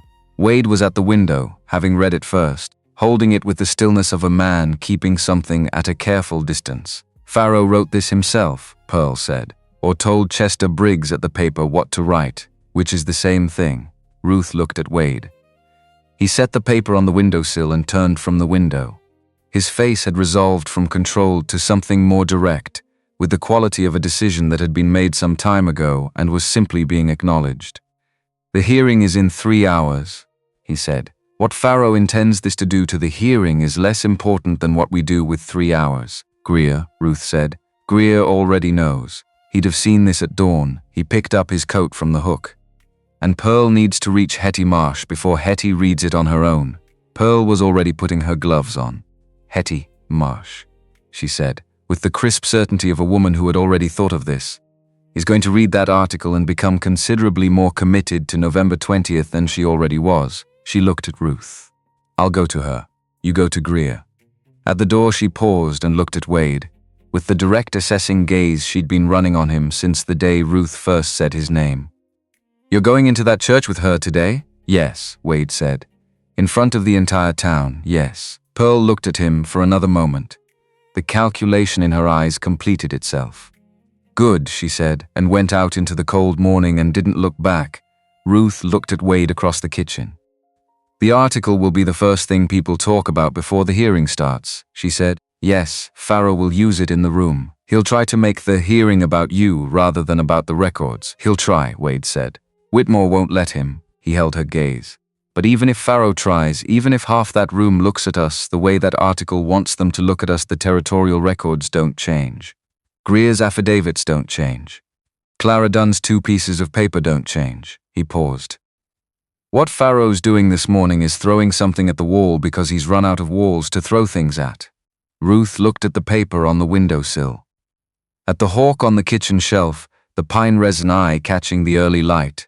At Wade standing in her kitchen in his deer-hide coat, with the complete settled calm of a man who had decided something and was no longer in negotiation with the decision. She put on her coat. Let's go, she said. The church in Dillon held 90 people at capacity. By 9:15, it held closer to 120, because word had moved through the county in the particular wordless way of communities that had decided something mattered. Not announced. Not organized in any visible sense. Just known, the way things were known in places where people had been watching each other's land and weather and trouble for long enough that information traveled without needing a vehicle. Ruth had not expected this. She had expected the 7 families and Greer and Whitmore and whatever Farrow brought with him. She had not expected the Hendersons from the North Road, who had no stake in this specific matter but who came anyway and sat in the 3rd row with their hats in their laps. She had not expected 3 families from the east side of the valley whose names she barely knew. She had not expected, at the back of the room, a row of ranch hands not landowners, not parties to any dispute who had apparently come because they worked land that bordered disputed land and had views about men who believed they could own things by adjusting numbers. Pearl had done this. Ruth understood it immediately and completely. Pearl and Hetty Marsh, and the quiet, efficient machinery of what women in small towns knew and communicated and set in motion without it ever being formally called organizing. Greer was at the front table, his papers stacked with the precision of a man who understood that how you presented things said something about how seriously you took them. His white mustache was trimmed, finally, in honor of the occasion. Judge Whitmore sat at the church's small lectern, which had been moved to serve as a bench for the morning. He was a lean gray man of about 65, who held himself with the particular posture of someone who had been a judge long enough that authority had become simply a habit of the spine not performed. Just there, the way certain trees grew straight without anyone asking them to, he looked at the room without appearing to assess it, which was its own form of assessment. Pharaoh was there. Wool vest, watch chain. The smile calibrated precisely for an audience. The version Ruth had come to find most instructive, because it was the one he used when he believed the room was already his. He had an attorney beside him, someone brought from Beaverhead County. Young, with the forward-leaning confidence of a man who had not yet been wrong enough times to develop proper respect for being wrong. Silas Cobb was not in the room. Ruth noticed the absence and filed it without reacting to it. She and Wade came in together, Pearl and Greer and the 7 families behind them. The room made a sound when they entered, not loud, the sound of 120 people drawing breath at the same moment and then deciding how to release it. Some people looked at Wade with the expression the newspaper article had been designed to produce. Some looked at Ruth. Some looked at both of them with the more complicated expression of people who had known Ruth Hadley for years and were working to reconcile what they knew with what they'd been invited to suspect. Ruth did not look at anyone in particular. She walked to her seat behind Greer's table and sat down and put her hands flat on her knees and looked at Whitmore. Wade sat beside her. He took up the space he took up, which was considerable, and did not apologize for it. Greer opened. He was not theatrical about it. He presented the records in sequence, the 7 original mortgage instruments as filed with the territorial office in Helena, the 7 versions as represented by the bank's correspondents, the 7 letters of demand. He laid them on the table in order and walked Whitmore through the discrepancies without embellishment, because Amos Greer understood that the most devastating argument was the one that needed no flourish, just evidence, arranged carefully, doing its own work at its own pace. Pharaoh's attorney objected twice in the first 10 minutes. Whitmore overruled him both times with the patience of a man declining to be distracted by noise he has already categorized. When Greer finished, Whitmore set down the document he'd been reading and looked at Pharaoh's attorney. "Is the bank's position," he said in the measured cadence of a man who asked questions he already knew the answer to, "that the territorial filings in Helena are in error, or that the copies held by these 7 families are in error?" The attorney looked at Pharaoh. The look lasted slightly too long enough that the direction of it was visible to everyone in the room, long enough that it answered the question before the attorney opened his mouth. "The bank believes there may have been administrative discrepancies in the processing of certain instruments. I asked which records the bank contends are in error," Whitmore said, not sharply, with the flat precision of a man who would ask the question as many times as necessary. "The territorial filings or the copies held by the families." Another look at Pharaoh. Pharaoh's face was doing the thing faces did when the architecture behind them was under strain, holding its arrangement through will rather than ease. "The bank acknowledges," the attorney said, choosing each word with visible care, "that there may have been errors in the loan processing that require further review and—" "Thank you," Whitmore said, and looked away from the attorney entirely, which was the judicial equivalent of a door closing. The room made a sound, not loud. The particular low sound of 120 people arriving at the same conclusion simultaneously. Pharaoh stood. He didn't wait to be recognized. "Your Honor, I'd like to address the court directly." His voice was warm and measured and carried the acoustic confidence of a man who had used it effectively in rooms for 30 years. "These are serious allegations made against a bank that has served this community for over a decade, and I believe the court deserves to hear, Mr. Pharaoh." Whitmore's voice did not rise. It didn't need to. "You are represented by counsel. Your counsel will address this court. You will sit down." Pharaoh sat down. The room made a sound again. Smaller this time. More private. Pharaoh's attorney tried 3 more approaches over the next 40 minutes. He suggested the territorial records might themselves contain errors. He suggested the families had coordinated their testimony in a way that compromised its independence. He suggested that the presence of Wade Colton, he said the name with the deliberate emphasis of a man deploying a prepared argument, raised questions about the true nature of the opposition to the bank's position. Whitmore listened to each approach with the same even attention. Then he said, "Mr." and looked at the attorney's name on the document before him, Haynes. "The territorial records are maintained by the office of the territorial governor. They are not subject to the coordination of private citizens. And the question of who is sitting in this room beside Mrs. Hadley has no bearing on what the records in Helena say." He paused. "Is there additional evidence you'd like to present? Or shall we hear from the families?" They heard from the families. Hetty Marsh went first, because Hetty Marsh was not the kind of woman who waited to be called on. She stood and stated her name, and the particulars of Burtonard's note and the changed filing with the compressed precision of someone who had been holding this information under pressure for 2 years, and was now releasing it in controlled and deliberate increments. She didn't look at Farrow while she spoke. She didn't need to. The Connollys, the Bellamys, Vern Pruitt, who stood and spoke in the outdoor cadence of a man unused to rooms but clear about what he needed to say. And then Clara Dunn stood from the second row. She hadn't been called on either. Whitmore looked at her with the expression of a man deciding whether to redirect her and deciding against it. "My name is Clara Dunn," she said. Her voice was as clear and direct as her eyes. "I run sheep on the south end of the county. I'm not a complicated woman and I don't have a lawyer. But I have 2 pieces of paper that say 2 different things, and one of them came from my own hand and the other came from Farrow's bank, and they can't both be right." She held up both documents. "I've been frightened for 8 months about whether anyone would believe me. Because I'm one woman alone with sheep, and Clement Farrow is," she looked at him directly.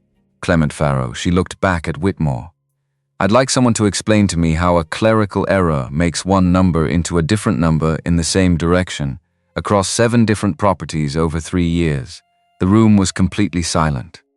Whitmore looked at Clara Dunn for a moment, then at Farrow, then at Farrow's attorney, who was looking at the table with the expression of a man who understood that his next words were going to be whatever he could find that was least damaging rather than anything resembling a defense. "I think," Whitmore said, in the tone of a man whose patience had traveled a long distance and arrived somewhere definitive, "that we are going to need to discuss this matter considerably further." He looked at Greer. "Your caution for injunctive relief?" "Filed this morning," Greer said. "Copy is on your table." Whitmore picked it up. "Read it without rushing. Set it down. The bank's foreclosure proceedings against all 7 properties are stayed, effective immediately, pending full investigation of the instruments in question." He looked at the room over his glasses, and then at each of the 7 families in sequence. "This is not a final determination, but no family here will lose their land to this bank while this investigation proceeds." He looked at Farrow. "Mr. Farrow, I'll need you in my office at 3 o'clock with all documentation related to these instruments. Mr. Cobb as well, if you can locate him." Ruth was watching Farrow's face when Whitmore said Cobb's name. The face held, but something behind it moved a rapid interior reassessment. The kind that happened when a variable you'd believed you controlled revealed itself to be operating independently. Farrow nodded, said nothing. His attorney gathered papers with the focused attention of a man who needed something to do with his hands. Ruth understood what Whitmore's mention of Cobb meant. Greer had put Cobb's name in the motion, she'd known that. But Whitmore was asking for Cobb by name, which meant Whitmore already had information about Cobb's role that had arrived through some channel other than this morning's hearing. Greer had been making connections she hadn't fully seen, because that was what Greer did, quietly and in sequence. Building a structure before he revealed it had a structure, the room began to move. People standing, the released sound of a crowd that had been held at tension and been given permission to be something else. Pearl appeared at Ruth's left elbow.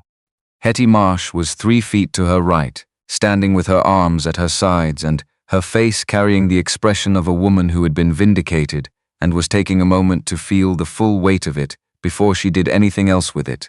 Ruth stood. And then from across the room through the crowd that was beginning to shift and separate, she saw Farrow looking at her. Not at Greer, not at Whitmore, at her. The smile was gone. What replaced it was not anger, not exactly something colder than anger and more considered. The look of a man who had revised his understanding of a situation and was already deciding what to do with the revision. She held his gaze for a moment. Then she looked away. Because there was nothing more to say to him in this room, and because she had learned over the past weeks that the most powerful thing she could do in a room that Clement Farrow occupied was to make clear, without drama and without emphasis, that her attention had better places to be. Outside, the November air was sharp and clean after the close warmth of 120 people in a church. Ruth stood on the steps and breathed it. Greer came out behind her. He had the signed injunction in his hand, and his expression had the quality of a man who had done what he came to do and was already thinking about what came next. "The criminal referral goes to the county prosecutor today," he said. "Whitmore signs it this afternoon. That's separate from the civil hearing. It moves on its own schedule, and I can't promise you what it produces or when." He looked at her steadily. "But your land is protected as of this morning. All 7 properties." "Thank you, Amos," she said.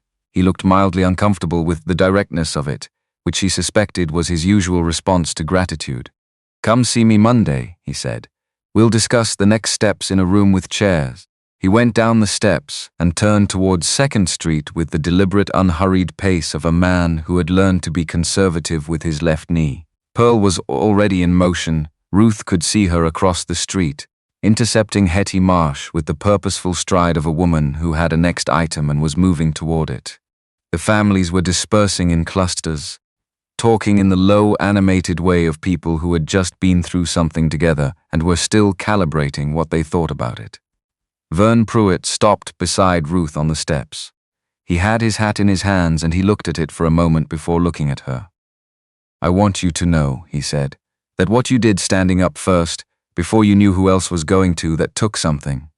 He was clearly uncomfortable with the speech but was delivering it anyway, which in Ruth's experience was the best kind, because it meant it was true rather than practiced.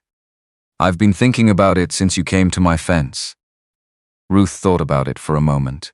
It took less than standing at a riverbank and not being able to do anything, she said, which was true in a way she hadn't fully understood until she heard herself say it. Vern Pruitt looked at her with an expression she couldn't entirely read, nodded once, put his hat on and went down the steps. Wade was behind her. She'd known it without turning around, had developed over the past weeks a clear sense of where he was in any space, the way you developed a sense for load-bearing things not by thinking about it, just by being in proximity long enough for the knowledge to become automatic. She turned. He was looking at her with the directness he'd stopped attempting to conceal some time in the past week, not openly, not performed, just present it in his face the way things were present when a man had stopped managing them. Around them the street moved and made its noise, and neither of them was quite part of it in that moment. "It's not over," she said. Because it wasn't. Whitmore had said investigation, not resolution, and Farrow was across the street talking to his attorney with the body language of a man revising strategy rather than conceding anything. "No," Wade said, "but the thing you were most afraid of losing isn't going to be lost." He paused. "The rest is different work," which was not the same as finished. But it was true, and he said it the way he said true things without softening it into comfort or sharpening it into false certainty. Just the fact of it offered plainly. They walked back to the ranch together, dusty patient on the road, the Bitterroot visible through gaps in the cottonwoods, its upper slopes already white with the snow that would be down to the valley floor within the month. Ruth rode and thought about the South 40, about wheat, about what the land could be when the question of whether she'd keep it stopped being the question. "Farrow will make one more move," she said, "before Whitmore finalizes anything. Yes. Through the courts if he can. Around them if he can't. He'll try the courts first," Wade said. "He's a man who likes instruments, papers, things that look official." He paused. "When the courts don't move fast enough for him, he'll try something else. But by then Whitmore's investigation will be far enough along that whatever Farrow tries will look like what it is." Ruth looked at the road. Greer said the criminal referral moves on its own schedule. It does. But Farrow knows it's coming now. That changes his arithmetic. He rode for a moment. A man calculating whether to fight loses momentum when he understands the fight has already expanded beyond the terms he planned for. She looked at him. "You sound like you've thought about this kind of man before."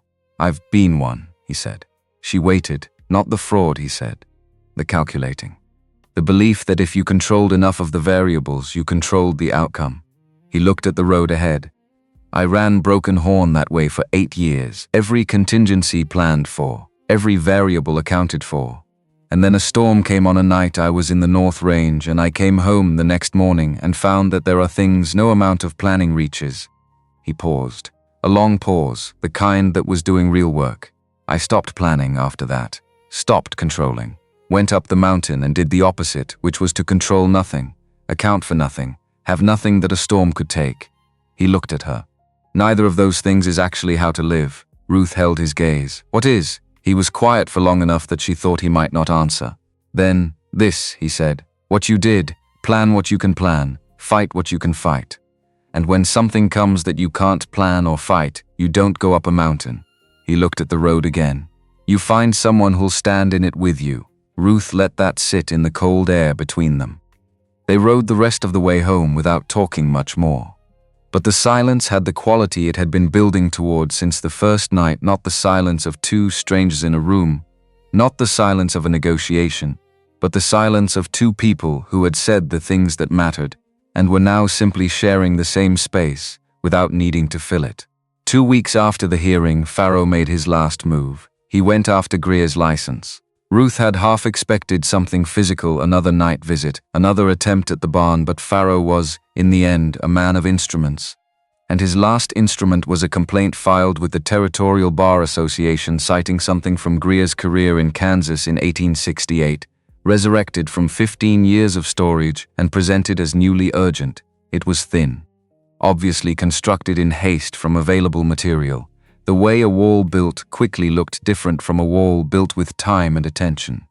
Greer's response, telegraphed to Helena the morning after the complaint arrived, was 13 pages and included the sworn statement of the judge from the original 1868 matter, who was alive in Topeka and had, it turned out, been waiting years for an opportunity to put his account of events into the official record.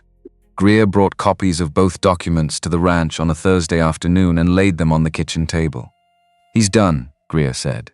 Not with satisfaction exactly, it wasn't that kind of done. The kind of done that came when a thing had been decided by the accumulation of its own evidence, and there was no more argument to be made, only process to be completed. A man with a legitimate position attacks the argument. A man without one attacks the attorney. He touched the complaint with one finger. This tells me he has nothing left for the argument. The families, Ruth said. What about the 60 acres Bernard sold? A separate matter and a longer road. Greer was honest about it, because he was always honest about the things that required honesty, even when the honesty was uncomfortable. The criminal investigation may produce something that allows for restitution. It may not. I won't promise what I can't see clearly. He looked at her. What I can tell you is that December 1st passed without incident 3 days ago. The injunction held. Farrow made no move on that date because he couldn't. The court order prevented it. Your deed is secure while the investigation proceeds. Ruth had known this. She had watched December 1st come and go from the Broken Horn porch, with the particular attention of someone marking a date that had once seemed like a wall and had turned out to be a door that opened onto something else. She had not said anything about it to Wade that day, because there had been nothing to say. The date had passed. The land was still hers, and that was exactly what Greer had said would happen. But hearing it stated plainly, in Greer's office voice, in the kitchen where the bank letter had first been read, settled something in her chest that she hadn't known was still unsettled.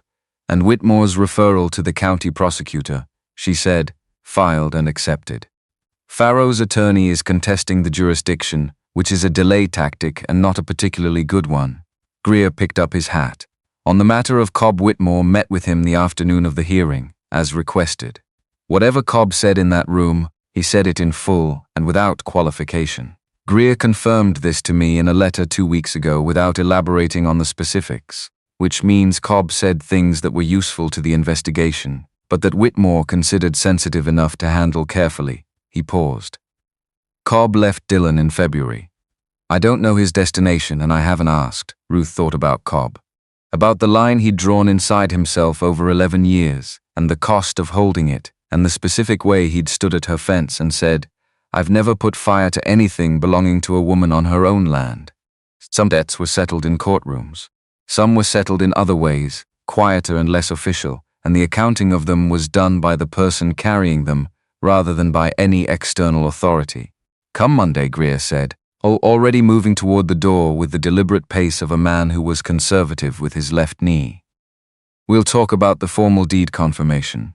The paperwork is almost ready." After he left, Ruth sat at the kitchen table for a while.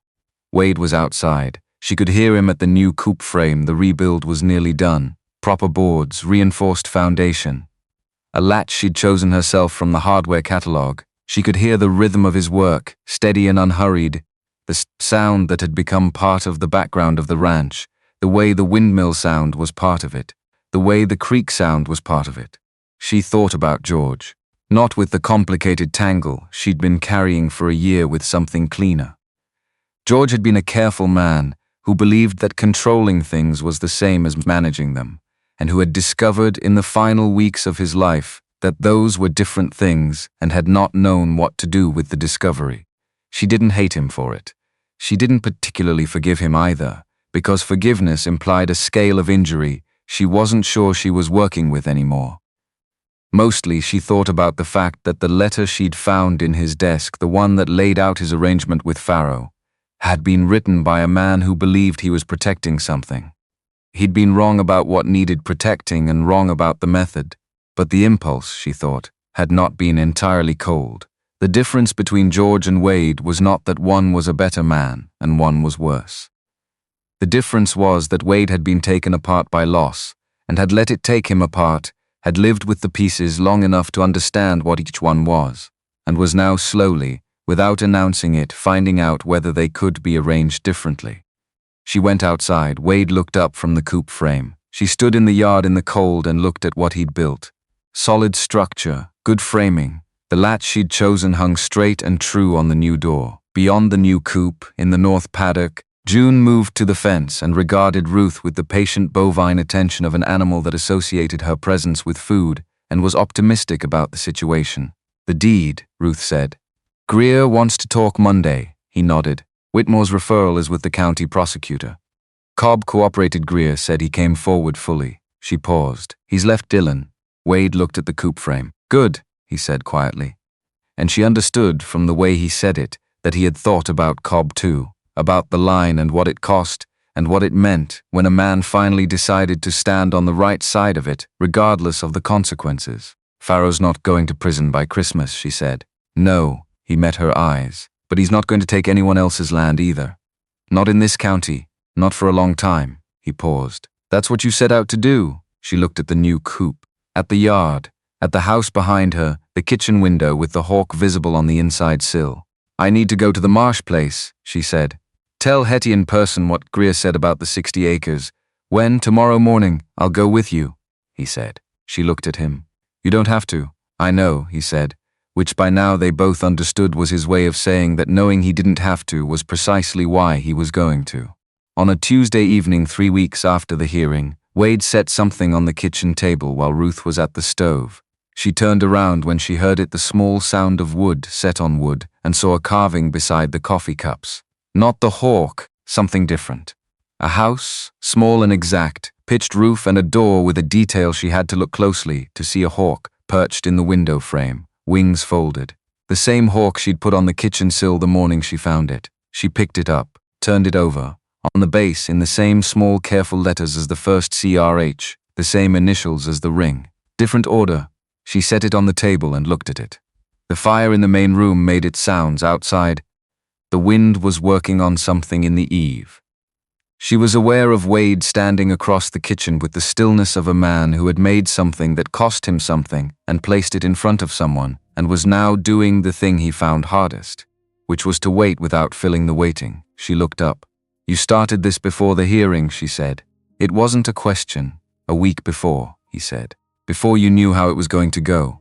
"Yes." She looked at the house in her hand, at the hawk in the window. The detail was exact the same spread of the wings she'd been looking at on the sill for weeks. He'd reproduced it from memory, which meant he'd been looking at it that carefully, which meant something she let herself feel without trying to name it precisely. "Wade," she said. "Ruth," he said, "you have a ranch 2 days' ride from here. I do. You've been gone from it 4 years. Yes. Roy Hicks has been running it. Roy has been running it. A pause. Roy is a patient man. He knew I'd come down eventually. He didn't know when. He looked at his hands on the table, the ring on the right hand, BH and WC on the inside. I need to go back, not because of the ranch, though the ranch needs it too.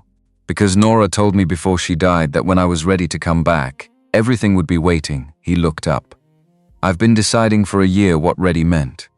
I think I know now. Ruth was quiet for a moment. She thought about Nora Colton, whom she'd never met and knew only from what Wade had said, which was not much but was enough to construct the outline of a woman who had understood her husband in ways he hadn't understood himself, and had loved him with enough foresight to give him what he'd need after she was gone. She thought about what it meant to be offered a place in a life that had been built around an absence.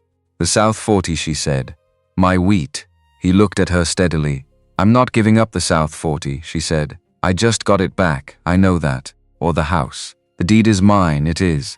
Pearl is going to want to lease the pasture land when I'm not there to use it. She's already asked twice, Pearl, Wade said, with the careful neutrality of a man who had been in the county long enough to understand that Pearl Dawson was a force of nature that required acknowledgement rather than analysis. She'd take good care of it. I believe she would. Ruth looked at the house carving on the table, at the hawk in the window. She thought about 8 years of being kept at careful distance by someone who called the distance love. She thought about what it felt like when someone stood in a burning yard without flinching and then sat at your kitchen table afterward, as though that was simply the next thing, because for him it was.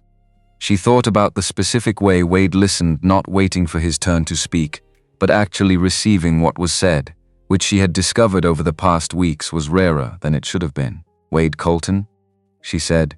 Are you asking me something? He met her eyes. I'm working up to it, he said, which was the most honest thing he could have said, and they both knew it. She waited. He stood up from the table. 2 steps across the kitchen, which was all the kitchen required. He was very close, which required her to look up at the angle his height demanded, and she had stopped finding this remarkable some weeks ago, except in moments like this when she noticed it fresh. Ruth Hadley, he said, low and even. Will you come to Broken Horn? She looked at him. Is that all? No.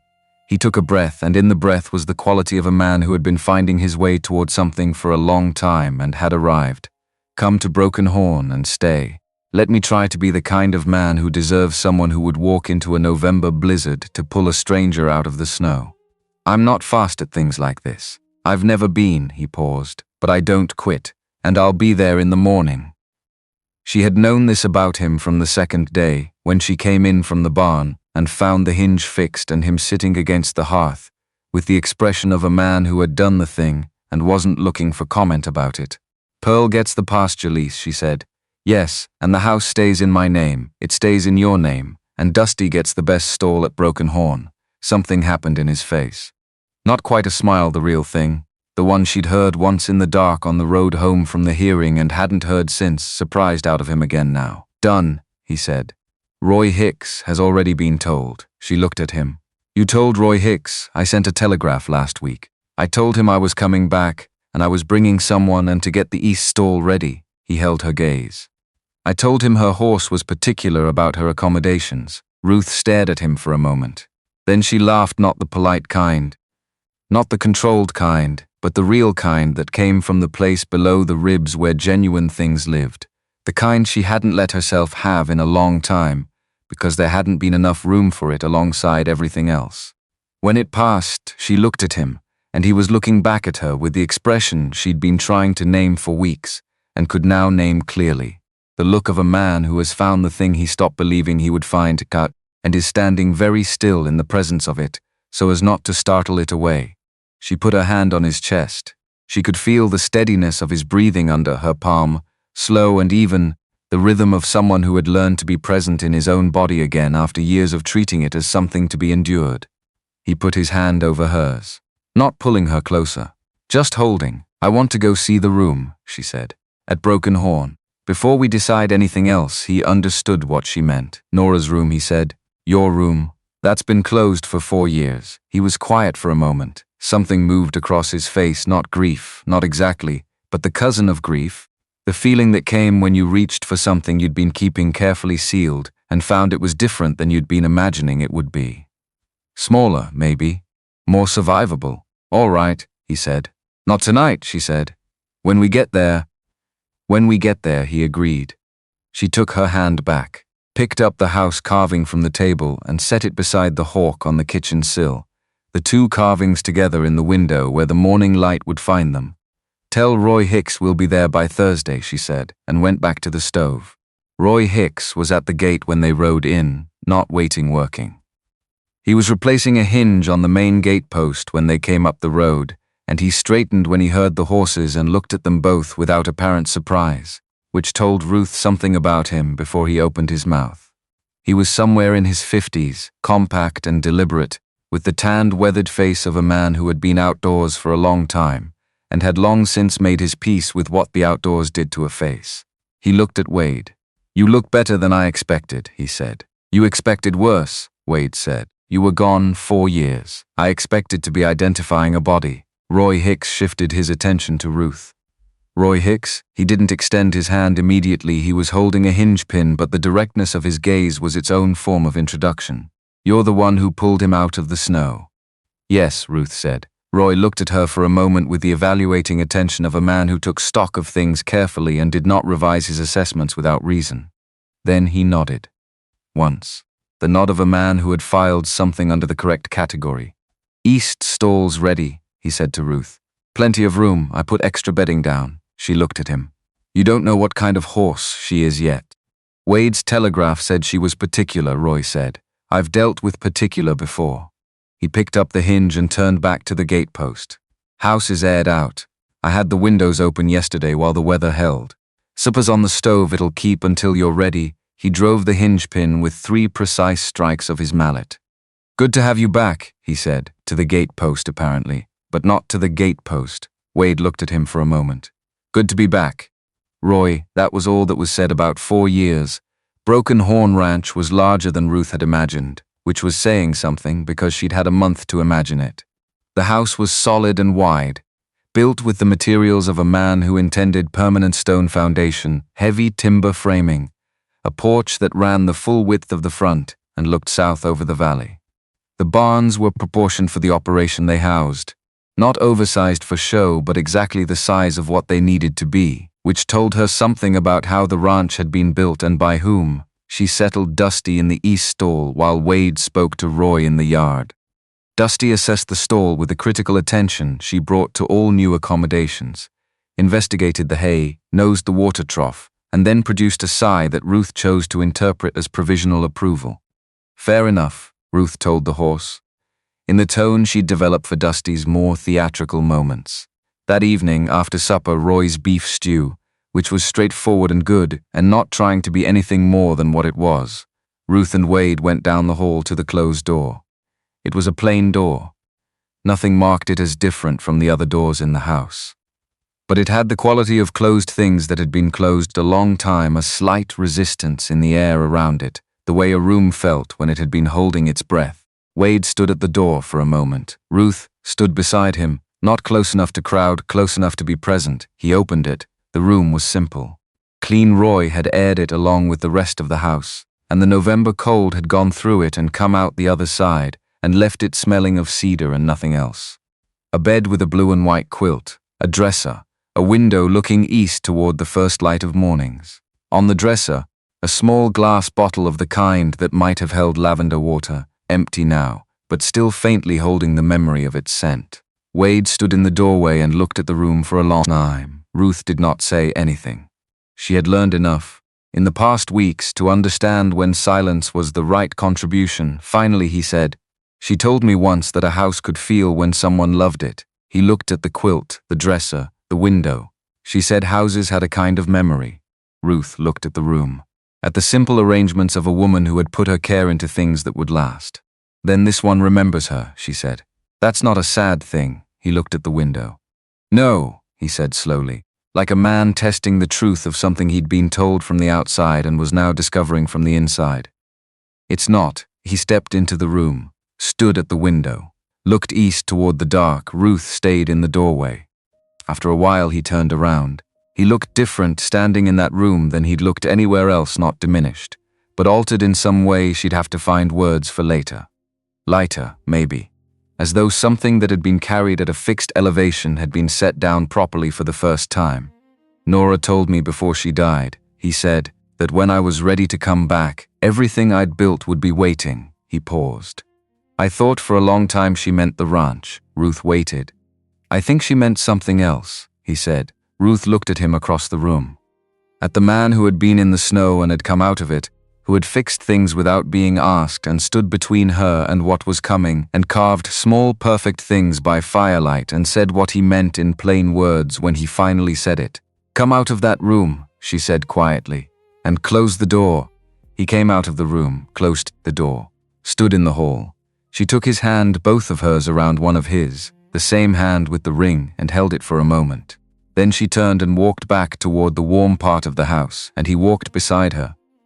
And behind them the closed door held its memories as closed doors did, and ahead of them the stove was still warm, and Roy Hicks had left the lamp burning in the kitchen, and through the window the Montana stars were doing what they had always done, which was to be numerous and indifferent, and somehow, despite the indifference, a reliable form of company. Spring came to Broken Horn the way spring came to that part of Montana, not gently, but with a conviction that winter had argued against for months and finally lost. The snow on the Bitterroot's upper slopes held until April, but in the valley the ground softened by degrees, and then all at once, and the creek ran high and cold and clear, and the aspens along its banks went from bare to tentative to the sudden urgent green of things that had been waiting a long time and were not wasting the opportunity. Ruth put wheat in the South 40 in April. Real wheat on the good soil by the creek boundary, where the water table sat high and the ground had been building itself for years. 2 hired hands from the east side of the county helped with the planting, both of them recommended by Roy Hicks and confirmed by Ruth's own 3-day assessment before she discussed wages. Wade worked the north end of the acreage and she worked the south end, and Roy managed the equipment, and by the end of the first week there were 3 weeks of work behind them, and the smell of turned soil was in everything. She rode back to Dillon once a week.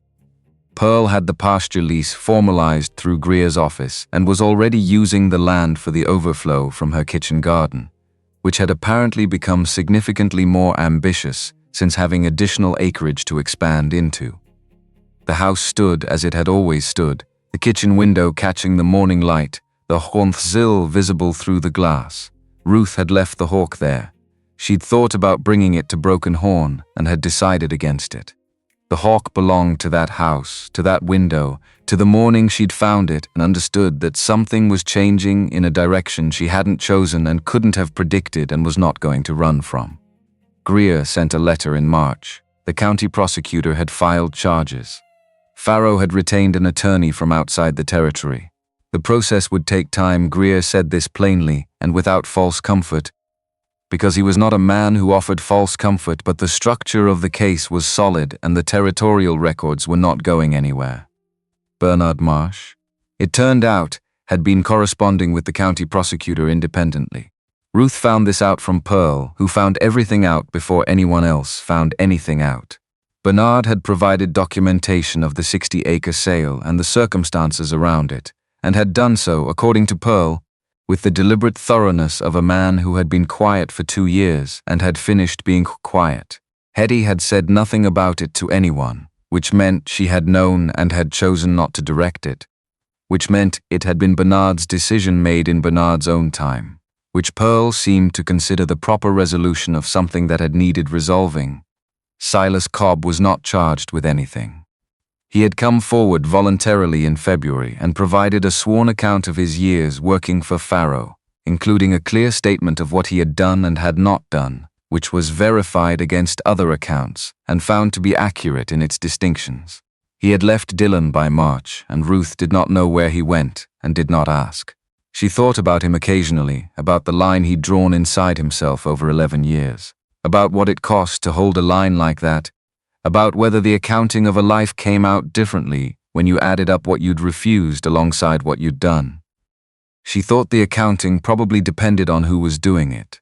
On an evening in May, late enough in the month that the days had real warmth in them, and the wheat in the South 40 was showing its first tentative rows of green. Ruth sat on the broken horn porch with the account book for the spring planting. The numbers were not comfortable, yet they rarely were in the first year of a new crop, but they were honest, which was what she asked of numbers. Wade came out and sat beside her. He'd been with Roy looking at the east herd, which had come through the winter better than expected and was going into spring calving in good condition. He had the particular settled look of a man who had been doing work he understood and found it still fit him, which was not the same as it had been 4 years ago. Better, in some way that was hard to name, but was in the quality of his presence, the way he inhabited his own body without the underlying tension of a man who is treating himself as a problem. He looked at the account book. South 40, first month. It'll be a year before the numbers look like anything useful. They'll get there, I know. She closed the book, looked out at the valley. The last of the day's light was doing what it did in that country at that time of year, going golden and long across the grassland, making everything it touched look like it had been waiting all day for exactly this quality of attention. She put her hand on her stomach, not dramatically, just resting it there, the way you rested a hand on something you were getting used to knowing. Wade looked at her hand, then at her face. She met his eyes. He was very still for a moment, the particular stillness that preceded a feeling that was too huge to arrive all at once and had to come in stages. She watched it arrive in stages, watched something behind his eyes reorganize itself around a new and irreversible fact, the way a room reorganized around furniture that had been moved, everything the same but nothing in the same place.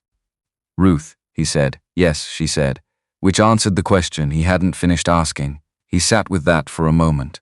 Then he put his arm around her, his hand at her shoulder. And she leaned into the solid warmth of him, and they sat on the broken horn porch and looked out at the wheat showing green in the South 40, and the bitterroot beyond it, holding its snow on the high slopes, and the evening doing what evenings did in that country, which was to take everything the day had been and make it quiet. After a while he said, "Roy's going to be insufferable about this." Ruth laughed the real kind, from below the ribs. "Pearl's going to be worse. Pearl's going to organize something. Pearl's going to organize several things." She paused. "And she's going to be right about all of them, which will make it impossible to object." Wade made a sound beside her that was agreement and resignation, and something that was close to contentment, which was a word she would not have applied to him 3 months ago, and could apply now without reservation. The light went the rest of the way down. The stars came out over the bitterroot, the same stars that had been over Dillon Flats the night she sat on her own porch with Farrow's letter in her coat pocket, and the well tracks in the snow, and no idea what was coming from the north.